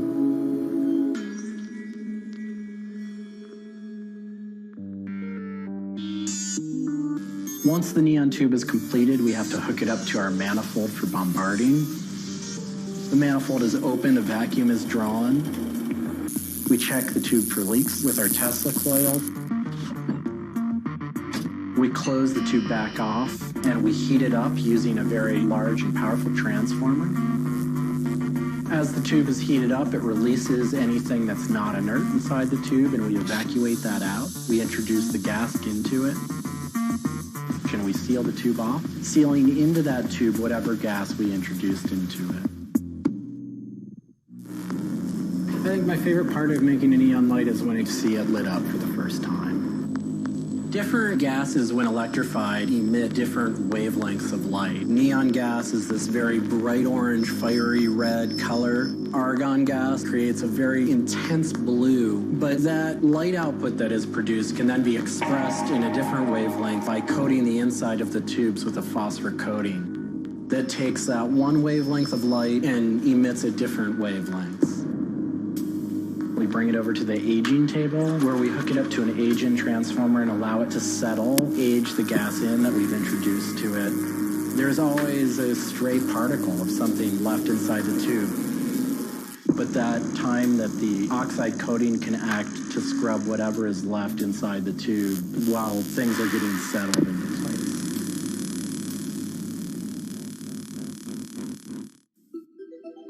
Once the tubes are aged in, we move on to our process of assembling two halves of the fixture together in a jig, gluing up the center of the fixture to its spindle. Once the adhesive dried, we would connect the wires from the fixture together into a transformer, and we turn on power and it lights up.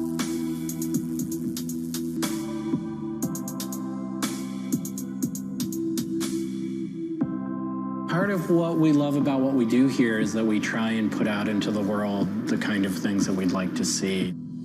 I still am surprised when it lights up. I'm still excited when I get to see it illuminated.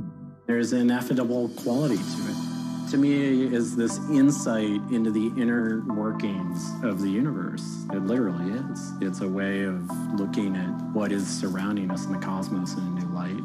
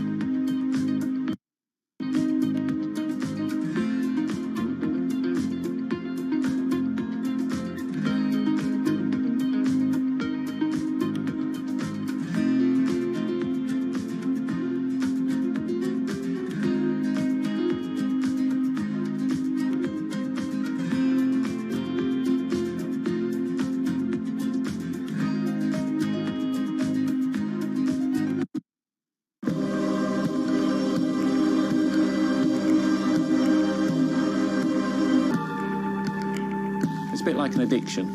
You've got to make something. You have to do something. It's borderline obsession. And every bike we build is my favourite bike at the time, and as soon as it's done, I want to build another one.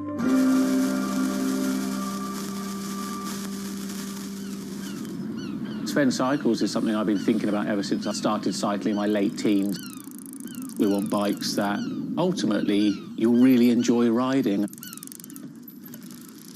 There's never a bike that's the same. There's always a slight change. And as we build them individually as well, they have the marks of a bike that's built by hand. Most people I know cycle have an idea of their dream bicycle. And it may be an evolving idea you've had in your head. And we've worked with a lot of people that have come to us with sketches and scrapbooks. It's really, really nice to build something that's just one-off and unique. I think a lot of people see a bicycle as two wheels and a frame in the middle. There are a lot of subtle changes and nuances in design which can change the riding characteristics quite dramatically. I'm a really big fan of modernist architecture, and the simplicity of a modernist building is really hard to achieve. And with some of our bikes, they may look very simple, but I think people should not underestimate the time and effort that goes into designing a product. Tubing is key to a bike's feel and ride. Reynolds tubing has been in my life ever since I can remember.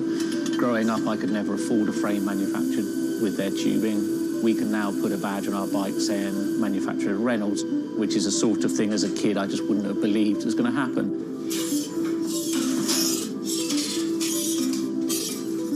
Every part of the bike has a specific tube. It's not universal. The first thing we do is get the tubes out, check they're correct, check the wall thicknesses, sand the edges, make sure it's all really clean, because if it's not clean, the tubes won't join together correctly. We build in steel because I still believe it's one of the best materials to use. It's been used in bikes since the late 1800s, and they're still using it now for a very good reason. It's the flexibility that we can replace the tube, repaint the bike, and you wouldn't know it's damaged. I just like working with it. It's very sculptural. This isn't sort of aerospace precision engineering. It's a steel rule and a marker. So when we're cutting the tubes, it's within a mil or two. But what we're trying to do is take the best from bicycle building in the past and add a little bit of modern flair to it.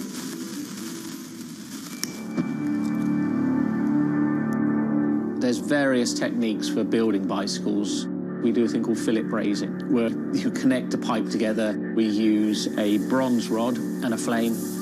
We heat the tubes up to the same temperature and we fill the joint with bronze. And it gives a very, very sort of fluid, lovely, sort of quite sculptural feel. You've got to practice. You've got to be able to judge material temperatures. You've got to just look at it and you just get a feel for it. It's the stage where your tubes start to look a bit like a bicycle. My father's a jeweler. He'd make sort of very pretty things, which are lovely, but for me, they don't really have any function. What I love about bicycles, you can start on a Monday with a box of tubes, you can be riding it by the weekend, and it can last you for the rest of your life.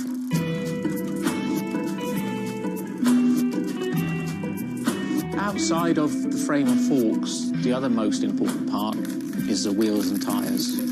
When you build the wheels, you have to lace them, so there's little holes going all the way around the rim. You poke the spoke through. We do build all our wheels by hand here because a machine can't get 30 years worth of wheel building experience. Colour is very, very personal. With any of our bikes, you can have them painted whatever colour you want. We've matched one to the teapot, so we can get that scanned and we can match that, or someone's favourite item of clothing. I like to let the bike sit for 4 or 5 days minimum, just so the paint can have time to cure a little bit, and then we assemble it.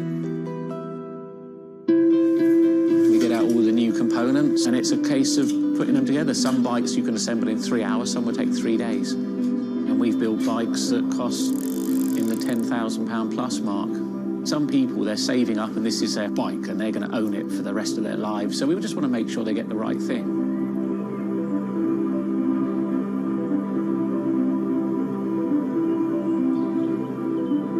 I think the bike for me was the first time I had some freedom. So as soon as I had one, I was off. A lot of people still get that thrill as when they were a kid blasting down a hill, wind going through their hair. It's fun.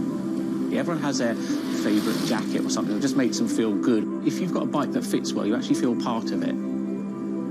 Building bicycles as a creative outlet is fantastic. It's not something you do because you're going to get a big paycheck at the end of the day. You do it something you have a passion for it.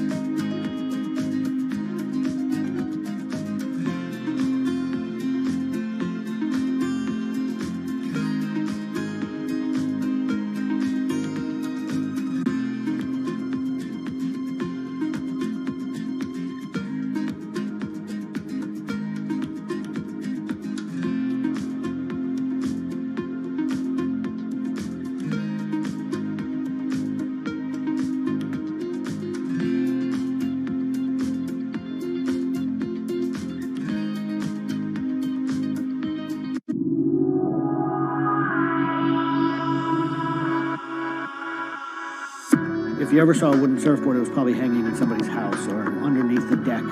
But kind of in the last 10 or 15 years, wood has made a big comeback. They surf wonderfully. It's beautiful and it feels great to be on one of them.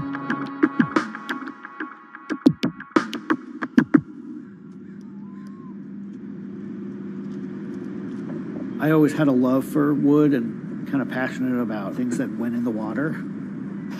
I've kind of been around wooden boats most of my life. There's just so much character.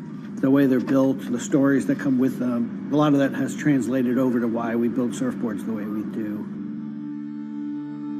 When we first started thinking about building surfboards, wood was the natural material we chose. They have a very high strength to weight ratio. Wooden surfboards have the longest history of use in the surf world than any other material.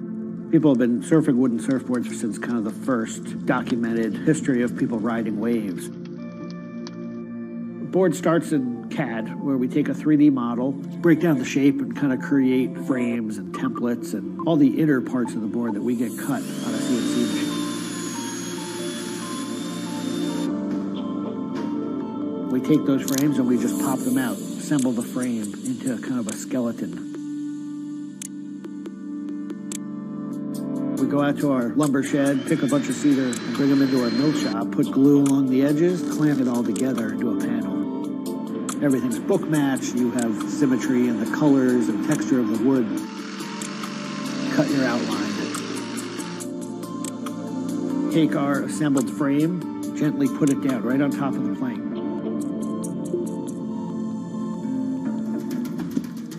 Once that foundation is started, you're basically building up the three-dimensional shape, the outside part of the board, using lots of strips that kind of interlock and fit together.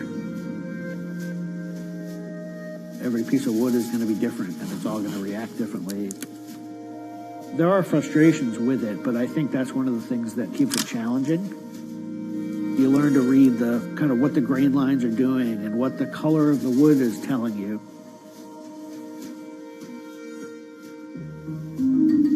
Once those rails are cleaned up, we put our top planks on. It's a little bit like putting a lid on a box. It's like, this is it. Whatever's inside that board is staying inside that board. And by tensioning some rope, you can clamp the two together. It's like a time capsule.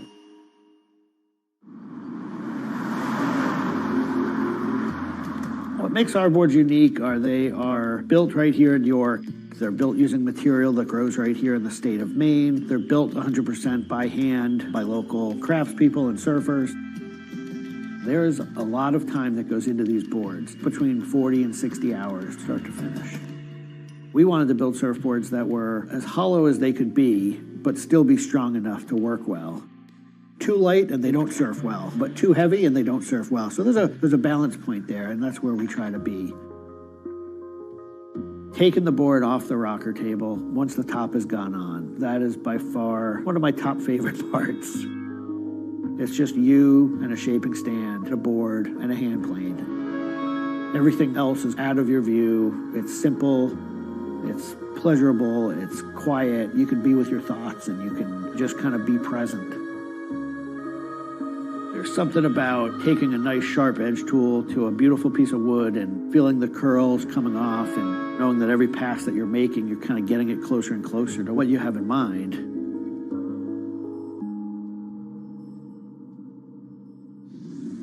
Once we've shaped it down and the board's looking like it's supposed to look like, it's time for it to go into the glassing room. 4-ounce fiberglass, laying it over the board, draping it over the edges, cutting it, applying epoxy, and on the board. Once both sides are lamb coated, it's time to put in the hardware. Drill and router and install the fin box. And on the other side, we drill and put in the leash plug and a vent. There's a lot of air just naturally inside the board, and that air wants to expand and contract with temperature changes. And that vent has a little piece of Gore-Tex fabric in it, and it allows air to kind of breathe both ways, but it doesn't allow water to get in. Once all that hardware is put in, it goes back into the glassing room. We brush a nice, beautiful, thick coat of epoxy over the whole surface, and that we call a gloss coat. That's supposed to look beautiful and glossy and shiny and flawless. You get to see that board come to life. Whatever the colors in the wood, they really come out. It just makes it look like candy. You just want to touch it and run your hands down it, and it's just kind of the icing on the cake.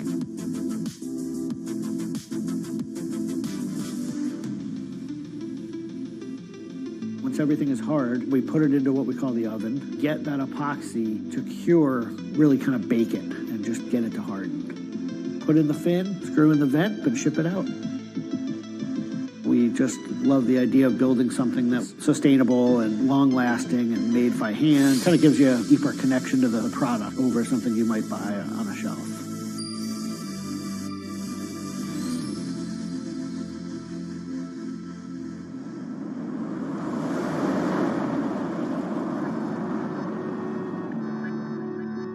When a customer gets the board, they feel it. They 100% feel the amount of work and the amount of passion that went into the board. So I'm not really looking at hours and efficiency.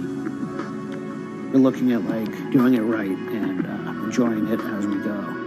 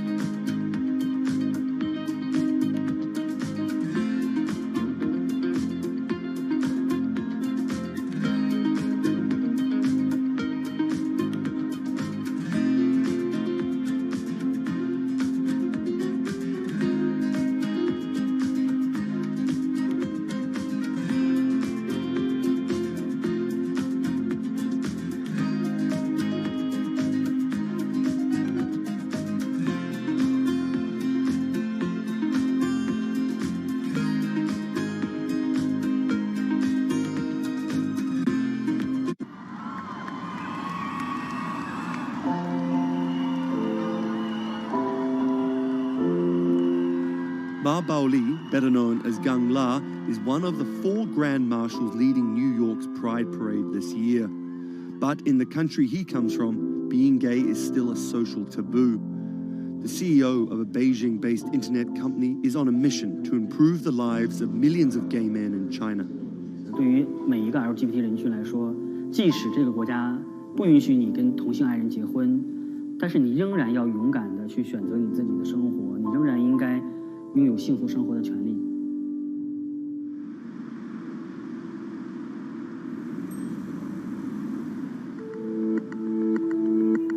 Ma's company Blue City runs an app and a website specifically for gay men. Blued is one of the biggest gay social networking apps in the world, with an estimated 30 million registered users. Unlike most other apps, Blued is more than just dating or hookups. 大家可以在我们这个软件里面找他自己的情感，然后可以阅读相关的内容，然后可以进行一些娱乐，比如玩游戏啊，比如看直播啊等等。Back in 2000, when Ma studied at a police school in northern China, he realized he didn't feel like everyone else. 因为他们都找女朋友，然后谈恋爱，但是我对长得好看的同性的男生，我反而觉得对我更有吸引力。所以那个时候我就到互联网上去找这样的一些资料，然后希望能够告诉我自己我到底是谁。互联网上所有的信息都是负面的，都是错的，就是说同性恋要电击疗法，要被治疗，然后要吃药等等。After visiting some foreign websites with different attitudes to homosexuality, Ma created his own site for a Chinese audience, encouraging people that 他们也是正常的，他们不用自卑，然后也不用自杀。Even though attitudes towards homosexuals are slowly changing in China, it's still a social stigma. The virtual world of Blued, where members can be open about their sexuality, is for most a striking contrast to their real lives. This is live streaming, a function added to Blued in late 2015, right as the internet craze was starting to take off in China. Many self-made stars like Jin make decent amounts of money by receiving audiences' virtual currencies and gifts. 我们不是彼此的初恋，初恋这种事儿多不靠谱啊。For Kyle and Klaus, a couple who have come out, live streaming on Blued means something different. 其实我经常会收到很多粉丝的一些互动的留言，就是类似就是说你们让我们看到了同志情侣之间的一些希望啊，我看到这样的留言我是很欣慰。The government's rules for acceptable content online may shift quickly in China, with LGBT material in a grey area. Many companies feel the chill of the recent internet crackdown, but Blue City still runs as usual. Ma has won the Chinese government's trust by helping with HIV prevention among gay men. A third of the company's staff are dedicated to screening pornographic and politically sensitive content. 我不太多的愿意去对抗，我更多的愿意去对话，去改变他们的想法。我觉得这个可能在中国来说是更有效的。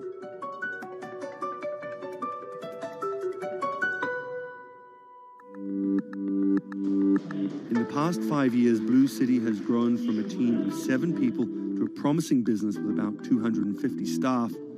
Ma said the company earned over $15 million last year, mainly through advertising and selling virtual currencies to live streaming audiences.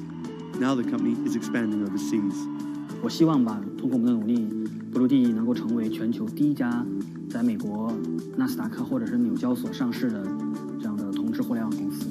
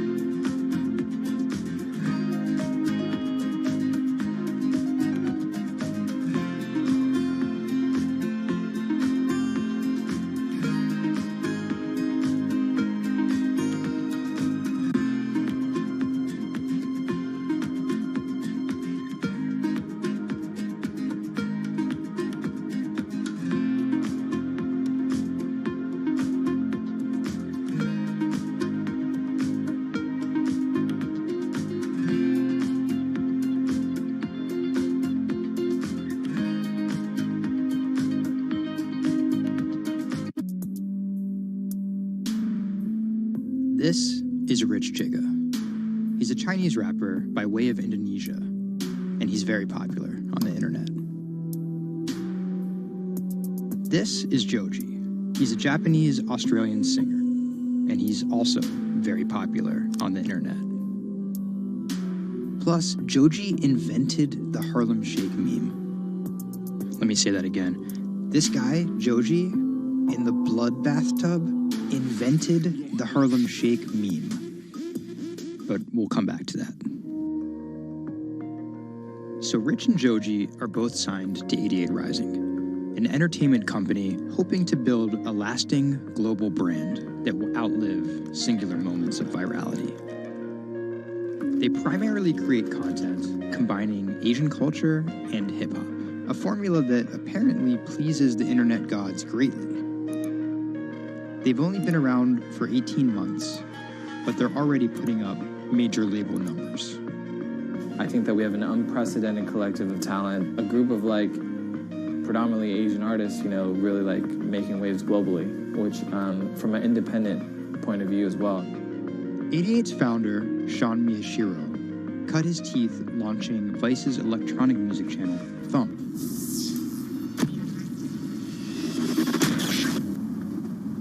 But quickly, Sean became interested in life beyond dance music. I knew that after launching a whole content platform that I have kind of the ability and the know-how to do it again, but for what was the question? So Sean moved to the Bronx to start over and figure it out. He couldn't afford an office space, so he worked out of his car at the top of a grimy parking garage. Everything kind of started here. If you look around, this is my environment. This is my serenity, really. 88 Rising was built here. Built on the grounds of LA Fitness, residence in a parking garage. I was living in the Bronx. I'm just damn, where the hell do I go? So I just come up here and I just kind of figure things out every single day. Being okay, what the hell is this thing? Coming here was kind of my own kind of private office, basically. To be honest, I would even go to the bathroom here. I would take pisses here, you know what I mean? It was, it's just too far to go back down there. When I need Wi-Fi, I'd spend a good part of the day at Dunkin' Donuts. Hi, how are you? Can I get a chicken snack wrap? Before 88 Rising officially launched, Sean caught a surprise break in the form of a Twitter friendship with a funny 16-year-old kid from Indonesia named Brian, who taught himself English by watching Rubik's Cube tutorial videos on YouTube. Seriously, that's true. I thought his Twitter was genius, from the future, just crazy, and just the shit that he was saying, the memes he was making. But I didn't know that he rapped or anything like that. I really didn't, and he came up with that stick 2 weeks later. 12 in the morning, pop shells for a living and baby gon' smell blood trail every minute road. Dat Stick was Brian's first ever attempt at making a rap song, and it immediately went viral. Everything was great about it, but the one thing that I noticed is the song was hard as hell. Just everything about it, man. Just it was menacing, bro. Soon after the video dropped, Brian signed with 88 Rising. I'll FaceTime with Rich. Sorry for calling you Rich Chiga on my phone, Rich. Brian, he gets super pissed off that he's saved in my phone as Rich Chiga. He's like, dude, am I not a human to you? What's good, bro? What's good, brother? How you doing? Doing great. Let's do the sound check. How was it? It was tight. So, Brian could definitely rap, but some viewers understandably took offense at a Chinese kid satirizing rap cliches and calling himself Rich Chiga. But if a group of well-known rappers saw the video and genuinely liked it, that could at least help validate Brian as a legit hip-hop artist. Plus, it could be really funny. It was just kind of an idea that I just had on the spot. Everything that rappers say is better and funnier and smarter and wittier. It's just more entertaining. We just edit it as tight as possible, put it up, and it really worked. Yo, this nigga got a pouch on a Reebok pouch. This is the hardest nigga of all time. You said when you come for a chigga like me. That was dope. Like, it's just lit, and I think people will take it as a joke at first, but it's like if he ran with that and kept doing more videos like that, it's just lit. You know, I'd never been to America before, and like all of a sudden, it's like I see like all the rappers that I listen to just like reacting to my stuff, and I was like, what? How did this happen? The reaction video also went viral, and even led to a remix of Dat Stick featuring Wu-Tang's Ghostface. I'll get on that track. You know what I'm saying? Yeah. Really, on the remix? Yeah. Oh, you know him? And yeah, the remix went viral too. Brian has since acknowledged the misstep in his name and claims he may change it. But for the time being, he's still Rich Chigga to his fans. An ever-growing global audience, hungry for more releases from emerging talent around the world. I didn't know that it was gonna be this impactful and this important to people, and I'm very thankful and blessed that it has. And every day now that I wake up, it's like it's just like a new mission every day. A major part of that mission involves Joji. Remember the bloody bath guy? He's a former YouTube personality in the middle of a career transition. The sound of this song, Will He, it's like a trap song that you can like slow dance to. Awkward prom shit, you know what I mean? I used to do crazy episodic internet videos. It was going well, and one day it was me and a few friends just in a room. We were casually chilling, and then someone plays the song, and it's brand new at the time. I happened to have a lot of costumes laying around, so I told the other guys, I was like, get in these costumes and let's just dance to it. Like, who cares? We were like, okay, let's just go crazy at the drop. So that video goes up. I go to sleep, and the next morning, everyone's doing it. Like, next morning.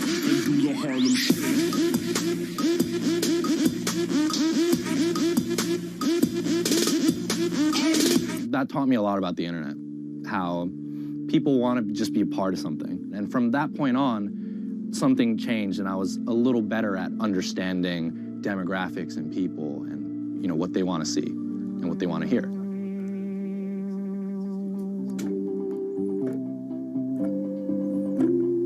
I was friends with a couple other artists who were affiliated with 88, and then I also started to realize that 88 is the bridge between Western and Asian entertainment, and I really wanted to be a part of that.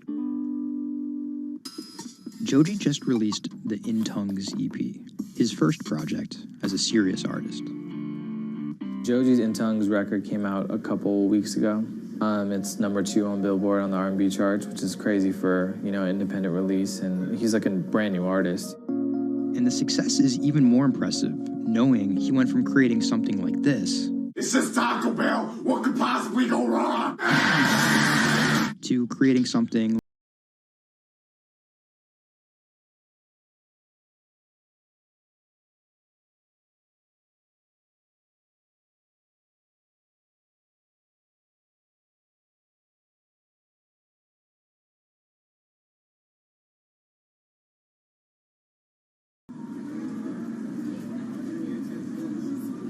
Tonight, Rich Chigga has a show in New York City. Tickets sold out in an hour. I came here, I'm first online. I was here at 1. I was the third person online. So why'd you get here so early? Because I want to see Rich Chigga. I want to touch him. What do you guys think of Joji? He's That's my dad, son. You guys cop the new EP or like? Yeah. I woke up at 6 in the morning just to cop that shit. And then I listened to it, and that shit started making me cry. This is actually kind of exciting. Every time, this never gets old. Like, you live online and social media, but like, there's nothing like just being with the people.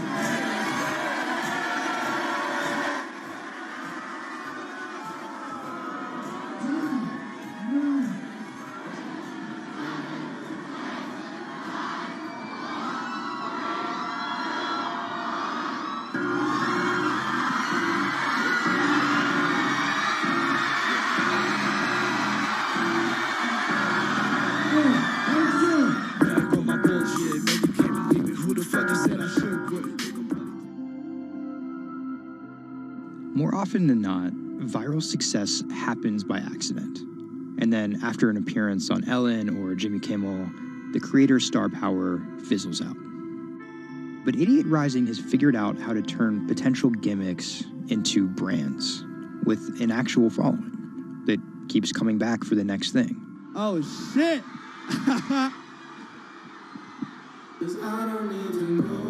So keep an eye out for Idiot's next move.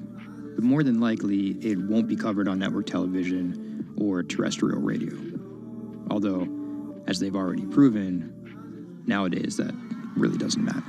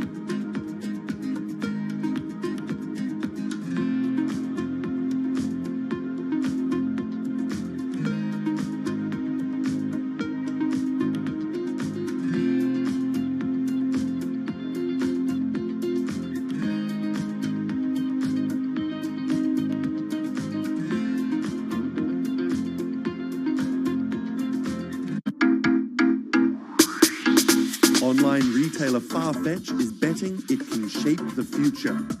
This is its concept store, showcasing the latest in retail tech. How do you capture all of that fantastic information that you gather in store with customers' touch and feel products? And we created a concept called the connected rail.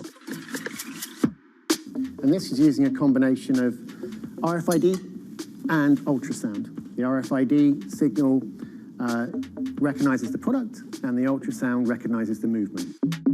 Take the product off, and then you'll start to see your products appear. And essentially, it's like online browsing behavior. Whichever products you touch and pick up in the store are automatically sent to your app. This is effectively what you've created is your in-store wish list. In the middle, you'll see essentially a hologram of the product. What the customer sees, they control the experience on a touch device.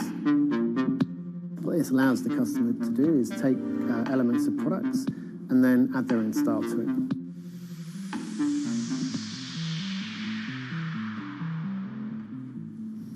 Right, so this is the connected mirror. So in this example, I see my products.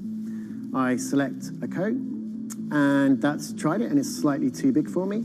So what I can do is choose an alternative size and send a request to the sales associate, and they'll bring that size to me in the fitting room mirror. You'll also see that we've got some product recommendations here. Crucially, the sales associate's able to push items into the mirror from their device. If you wanted to, you could simply use the mirror and pay and go.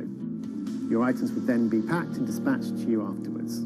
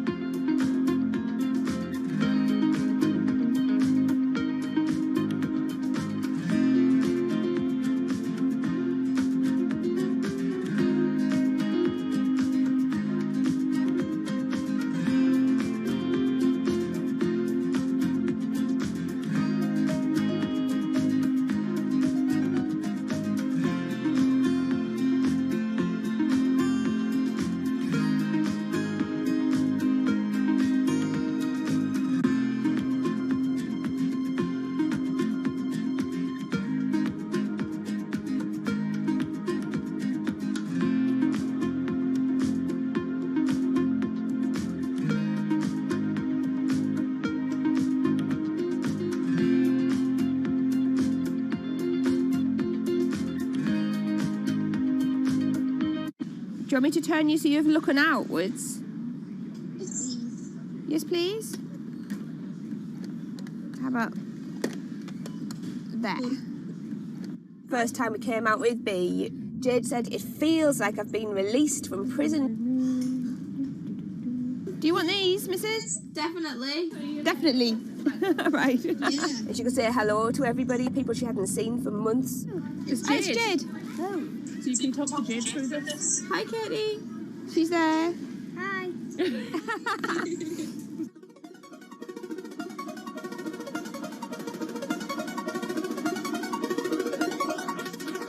Every time anyone's seen her, they want to know why she's there. And it's kind of the opposite of when you're in a wheelchair and people see you and they kind of go, oh, should I look? I don't know what the right protocol is. When there's a tiny robot with its bright little eyes going around just looking happy everywhere, it really opens you up for conversation. You've got some friends here, look. Hiya! When I saw her for the first time, I remember thinking, this is going to change things. This is one of those points where if this was a book, this would be the cliffhanger.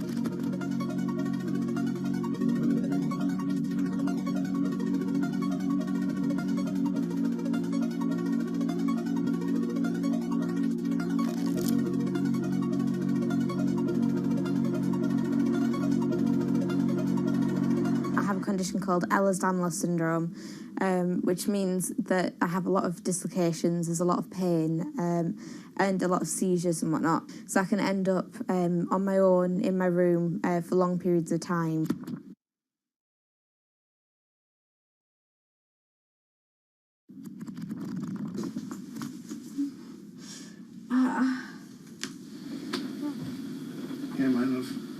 A lot of the time, with a condition like my own, of course there's the pain, and the pain is bad, and the dislocations are bad, and the seizures and being in paralysis and never knowing whether you're going to be able to wake up properly tomorrow, that's bad.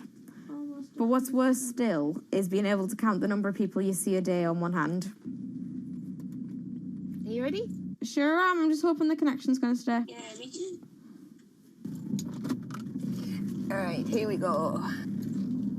When you're used to just the same little metre by metre and a half window every day, and you've been there for months, being able to just see the sky from somewhere else, or the tops of trees, or a sign, is incredible. Or being able to have that kind of chat in the car that most people would probably take for granted. I'm going to go past Grandma and Grandad so you can give them a wave.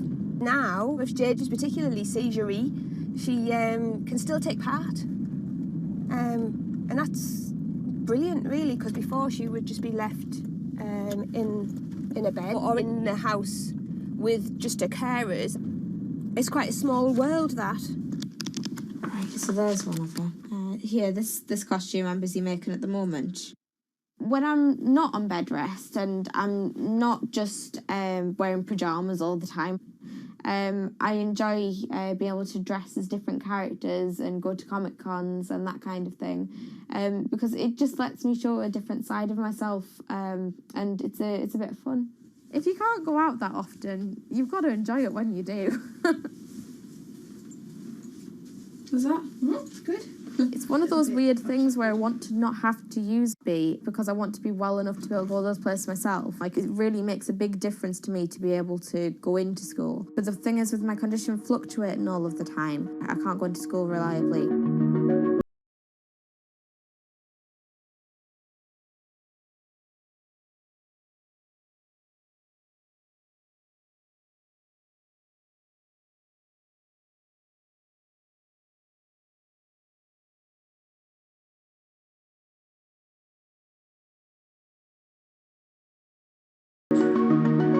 Today's the first day that I've been in school via B, and so far it's interesting. Still a few little things that we need to work out, but for the most part, I think it's going fairly well. And it's brilliant because I can really tell the difference between today and yesterday. How yesterday I forced myself to go into school when I wasn't very well, and I was really tired afterwards and ended up having loads of seizures. Whereas today, I've been able to do all of the work, I've been able to keep a clear head and not be ill, which means I'm able to be more focused on my schoolwork. So there is my first step of working, is to simplify root 8. The algebra test is next week. Now I'm trying to make friendships which I'll be able to maintain with B. Before that, I end up letting people down quite often. B gives me hope, yeah. She's just always there. And if I can't do something, she can. And if I need sort of assistance to be able to make commitments, then she's there, and she means that I feel like a more valuable person because I'm more reliable.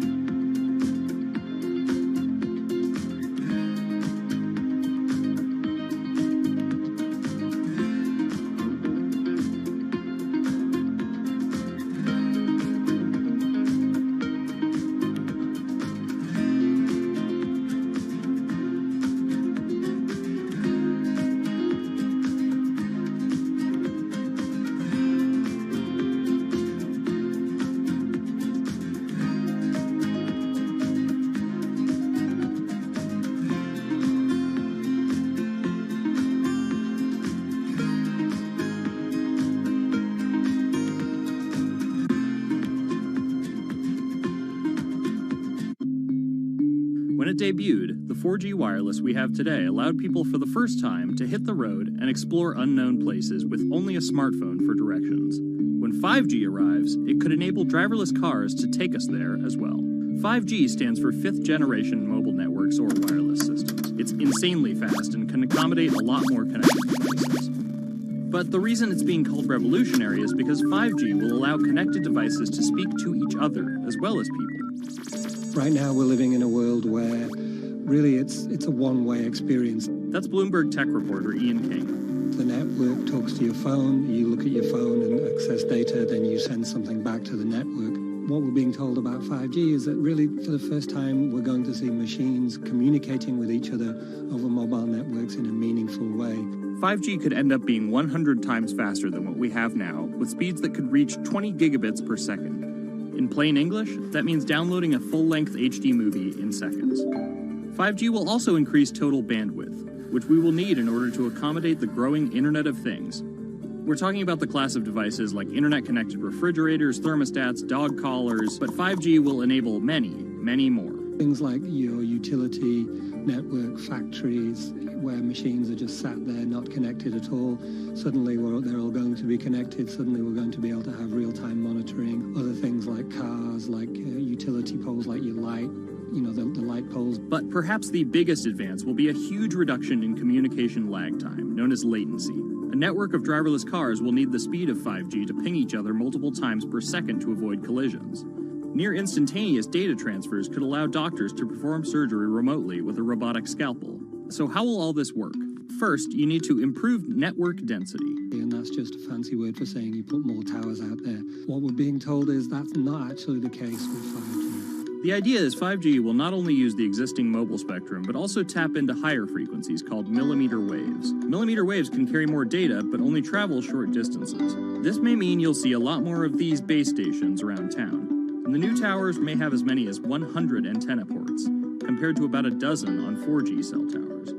So when will we get 5G? Getting 5G ready is expected to cost providers $275 billion over 7 years in the US alone. Look for the first 5G service to pop up in big cities sometime in 2019.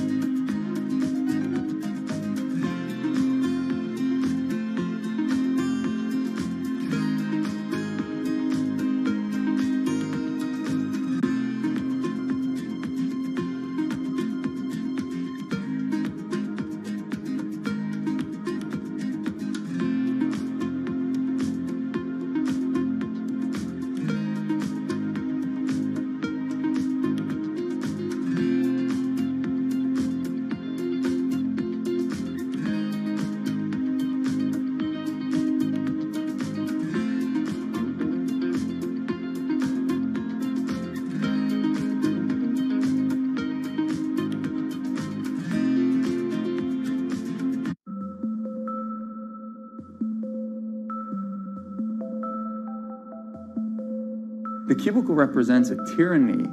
It confines your imagination, your thoughts, into a small physical area.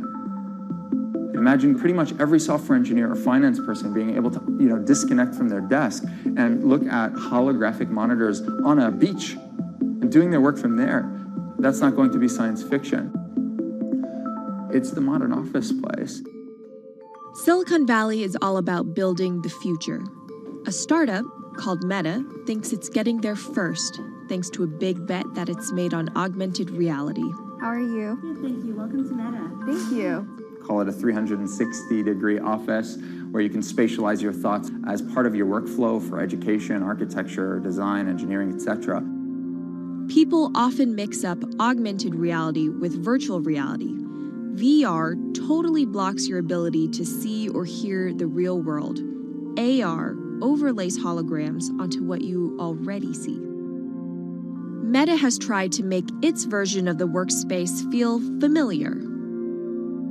You grab the hologram instead of using a controller or a mouse, and your brain already knows how to do it. In other words, we've designed an operating system that humanity has always known how to use. So you can see this eyeball, which is, by the way, photorealistic. You can see my hand is occluding the eyeball, and now the eyeball is occluding my hand, right?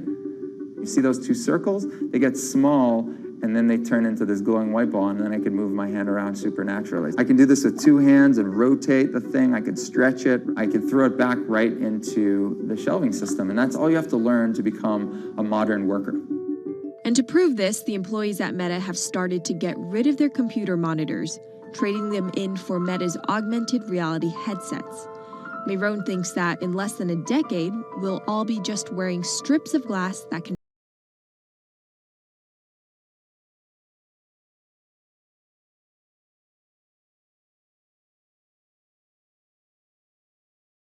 In the 80s, everybody had computers on their desktop, but no one was using them because they had a lot of work to do. So they were still using typewriters. And at some point, the CEO took all the typewriters away and everybody was forced to use their computers. So it's very exciting to see a new generation of technology, a new paradigm. I consider us like pioneers in the holographic world. I'm pulling up my browser with my hands and sending out emails to colleagues and just kind of really acclimating to the new environment.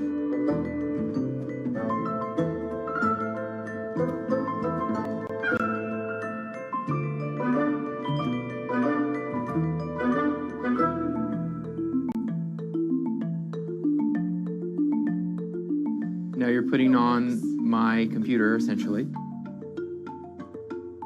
Our digital lives live on our phones. We have all of our pictures and notes and all these kinds of things. So, why don't you write yourself a little sticky note? I like it. And go ahead and just take your fist right over the top of the sticky note and close your fist. And now... Oh, what? Meta's own transition to augmented reality has run into plenty of unexpected problems. And it's still going to be a while before you'll start to see these devices in your office. But I think it's a future worth waiting for. If we could see these holograms between us, we will have been able to share our work with one another more naturally, more efficiently, and more productively than ever before. Humanity will have evolved slightly.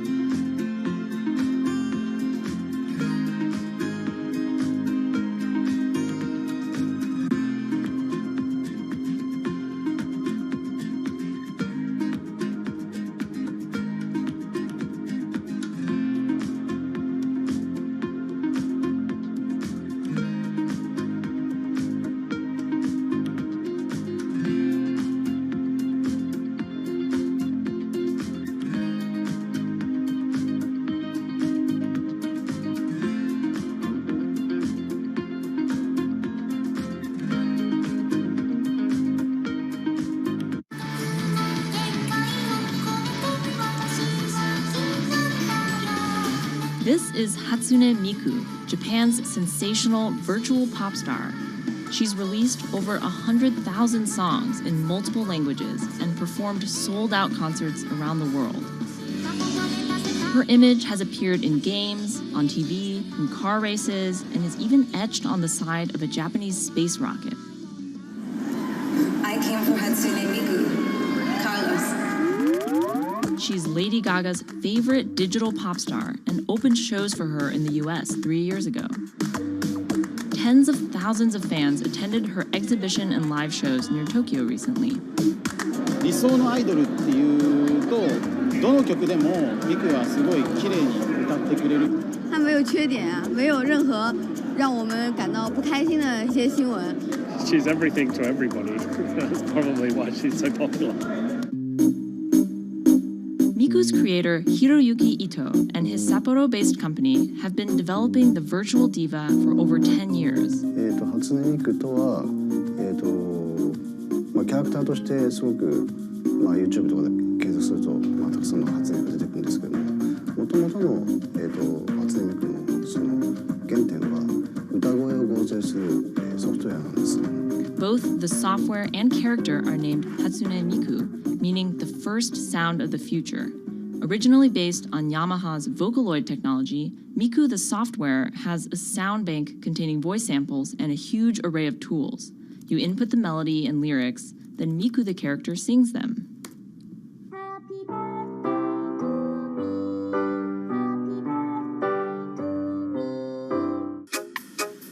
To date, Krypton has sold 120,000 software licenses at $200 each to fans around the world who use it to create numerous songs and share them online. Some of the fan-created songs are chosen to be part of Miku's concerts, for which they're paid a royalty fee. もともと初音ミクっていう存在自体がボトムアップって言いますか、中にはアマチュアクリエイターじゃなくて今もうすでにプロになって活躍している方もいらっしゃるんですけども。The company also has other revenue streams. It makes money from merchandising, licensing deals, and concert ticket sales. According to the real-life musicians who perform with Hatsune Miku, the virtual pop star is interesting and surprising. 今年で3年ぐらい、ちょうど3年ぐらいやってきて、ライブも数十本、数百本だったと。そういうことが演奏によって起こせるためのそういう器みたいな感じになってます。初音ミクらしさって僕はあんまりない。初音ミクって何だってあり。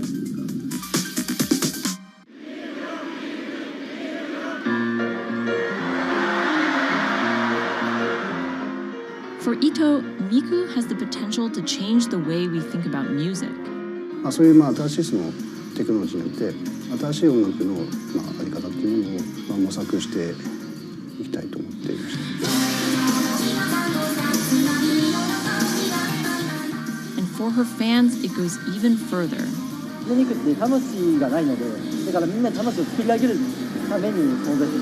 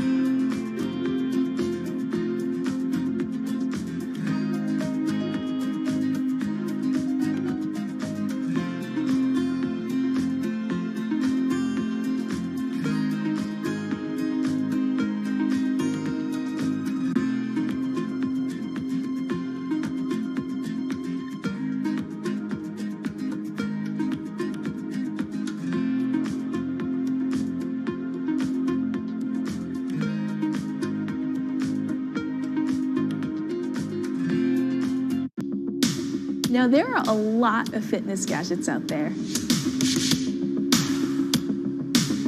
In my quest to get fit, I tested 17 of them over the last few months. At least one personal trainer I know was a little bit skeptical. Yeah, I've been watching these new technologies come to the market for almost as long as I've been a personal trainer. They're just tricks and tropes. They're not much different than the Bowflex machines or, to be honest, the original Jane Fonda workout video.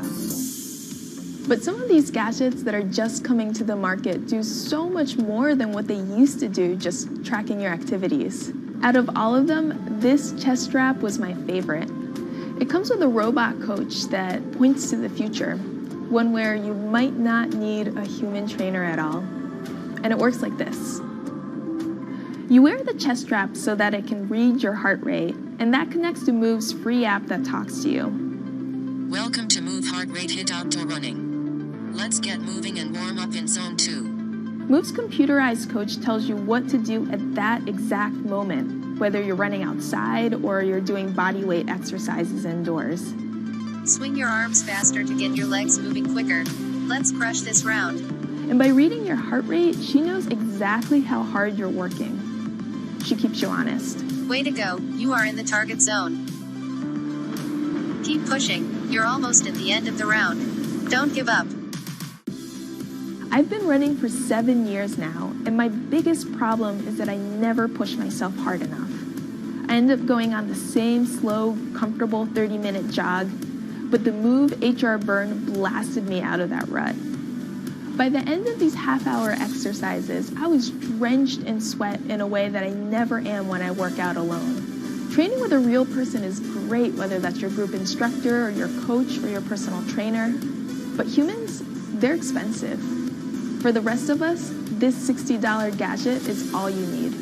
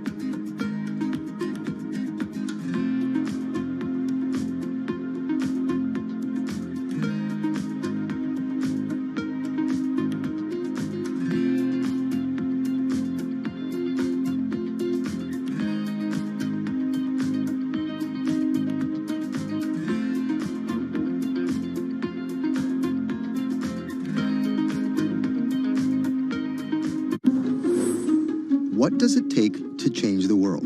A big army? A cure to a pandemic? A revolution? All of these take either a lot of people, thousands of hours, or massive amounts of space. But for Julian Assange, all he needs is one room, an internet connection, and the world will listen. Assange is located here, and more specifically, right here. And from that location, he's posted government secrets, classified documents, and leaked emails from some of the world's most powerful people. And in doing so, has been labeled a hero, a villain, a nihilist, and everything in between. This is how an Australian programmer sequestered in the Ecuadorian embassy in London became one of the most influential and notorious people in the world. Born in 1971 in Townsville, Australia, Assange has always been on the move. Living in over 30 homes by the time he was in his mid-teens, Assange, along with his mother and half-brother, finally settled down in Melbourne. His introduction to hacking started at 16 when he was given a Commodore 64, which he attached to a modem. He attended the University of Melbourne, where he studied programming, physics, and mathematics. He never graduated, but that doesn't mean he didn't get an education. By 1991, Assange hacked into the Pentagon, U.S. Navy, and other branches of the U.S. government. In 1996, he was caught by the Australian Federal Police and charged with over 30 counts of hacking and computer-related crimes. He didn't get any jail time, but he was fined $2,100. I think the first taste of what would come later was the hacking that he did as a young programmer, and that really sort of foreshadowed a healthy skepticism of the use and abuse of technology by governments. That's Vernon Silver. I'm a reporter for Bloomberg's investigations team. Assange's youth as a hacker laid the foundation for him to start WikiLeaks in 2006. But what is WikiLeaks? It's a website that posts unfiltered, usually classified documents. What separates it from every other media outlet is that they have no editorial hierarchy. With a publication like the New York Times, information comes in, they take that information, package it, then disseminate it for the public to see. WikiLeaks, however, cuts out the middleman. WikiLeaks gathers information, most of it given to them anonymously. So what they're doing is really very simple. They get the information in one end from who gives it to them and out the other with sometimes minimal interference. Julian Assange is the leader of that, the mastermind, the creator, and really, because he thinks of it as a journalistic enterprise, the editor-in-chief. But every story starts with a source, and Assange has some unconventional sources. Julian Assange does not hack as far as we know. He is the recipient of people who are either insiders who give him secret documents or hacked emails from a foreign power. That's Eli Lake. I am a columnist for Bloomberg. And there was no source bigger for Assange than Chelsea Manning. He used to be known as U.S. soldier Bradley Manning. In 2010, Manning provided Assange and WikiLeaks with hundreds of thousands of leaked government documents. WikiLeaks quietly began releasing the documents in February of 2010, then made big headlines in April by posting what is now known as the collateral murder video. Come on, fire! It was a vivid, graphic video. It changed the debate on the Iraq War, and importantly, it put WikiLeaks on the map when they put it online, and they couldn't be ignored at that point. And those leaks were just the beginning. They went on to post more than 90,000 leaked documents known as the Afghan war logs, 390,000 documents known as the Iraq war logs, and 250,000 private messages between diplomats called cables in what is now known as Cablegate. These leaks were met with very real ethical questions. The problem with publishing those cables was that a number of confidential sources for U.S. diplomats who faced real danger when their names were exposed. Then Secretary of State Hillary Clinton drove the point home that every country, including the United States, must be able to have candid conversations about the people and nations with whom they deal. Shortly after Cablegate, the Swedish government issued an arrest warrant for Assange on allegations of rape and molestation. He claimed the allegations were fabricated to get him extradited to the United States, a claim the U.S. government denied. Either way, Assange's next move was to seek refuge in the Ecuadorian embassy, which really was the beginning of the new chapter in his life and what we're dealing with now, which is him being stuck in London. What was supposed to be an office in an embassy is now Assange's self-imposed prison to this very day. But that doesn't mean he's slowed down. Since being trapped in the embassy, WikiLeaks has released files about Guantanamo Bay prisoners, Syrian political figures, and the draft to the Trans-Pacific Partnership. And then came the 2016 U.S. election. Thousands of leaked emails showed Democratic Party officials possibly plotting against Bernie Sanders in his race against Hillary Clinton. Over the course of 68 days, WikiLeaks released 20,000 confidential Democratic National Committee emails. In terms of the presidential race, if you look right here, when Assange released the first batch of emails, Trump actually takes his first lead against Clinton. I think we've had enough of the Clintons, in all fairness. Once WikiLeaks started exposing secrets of the Democratic Party, Julian Assange became a hero to many on the right. Public opinion kind of flip-flopped. WikiLeaks. From the emails, we now know Hillary Clinton's campaign manager makes risotto, and also how the DNC squashed Bernie Sanders' campaign. One thing we don't know is who gave Assange the stolen emails in the first place. Many leading Democrats say they suspect it was the Russians. They released an analysis from a private cybersecurity firm that had said it was the Russians. But Assange claims our source is not the Russian government, and it is not a state party.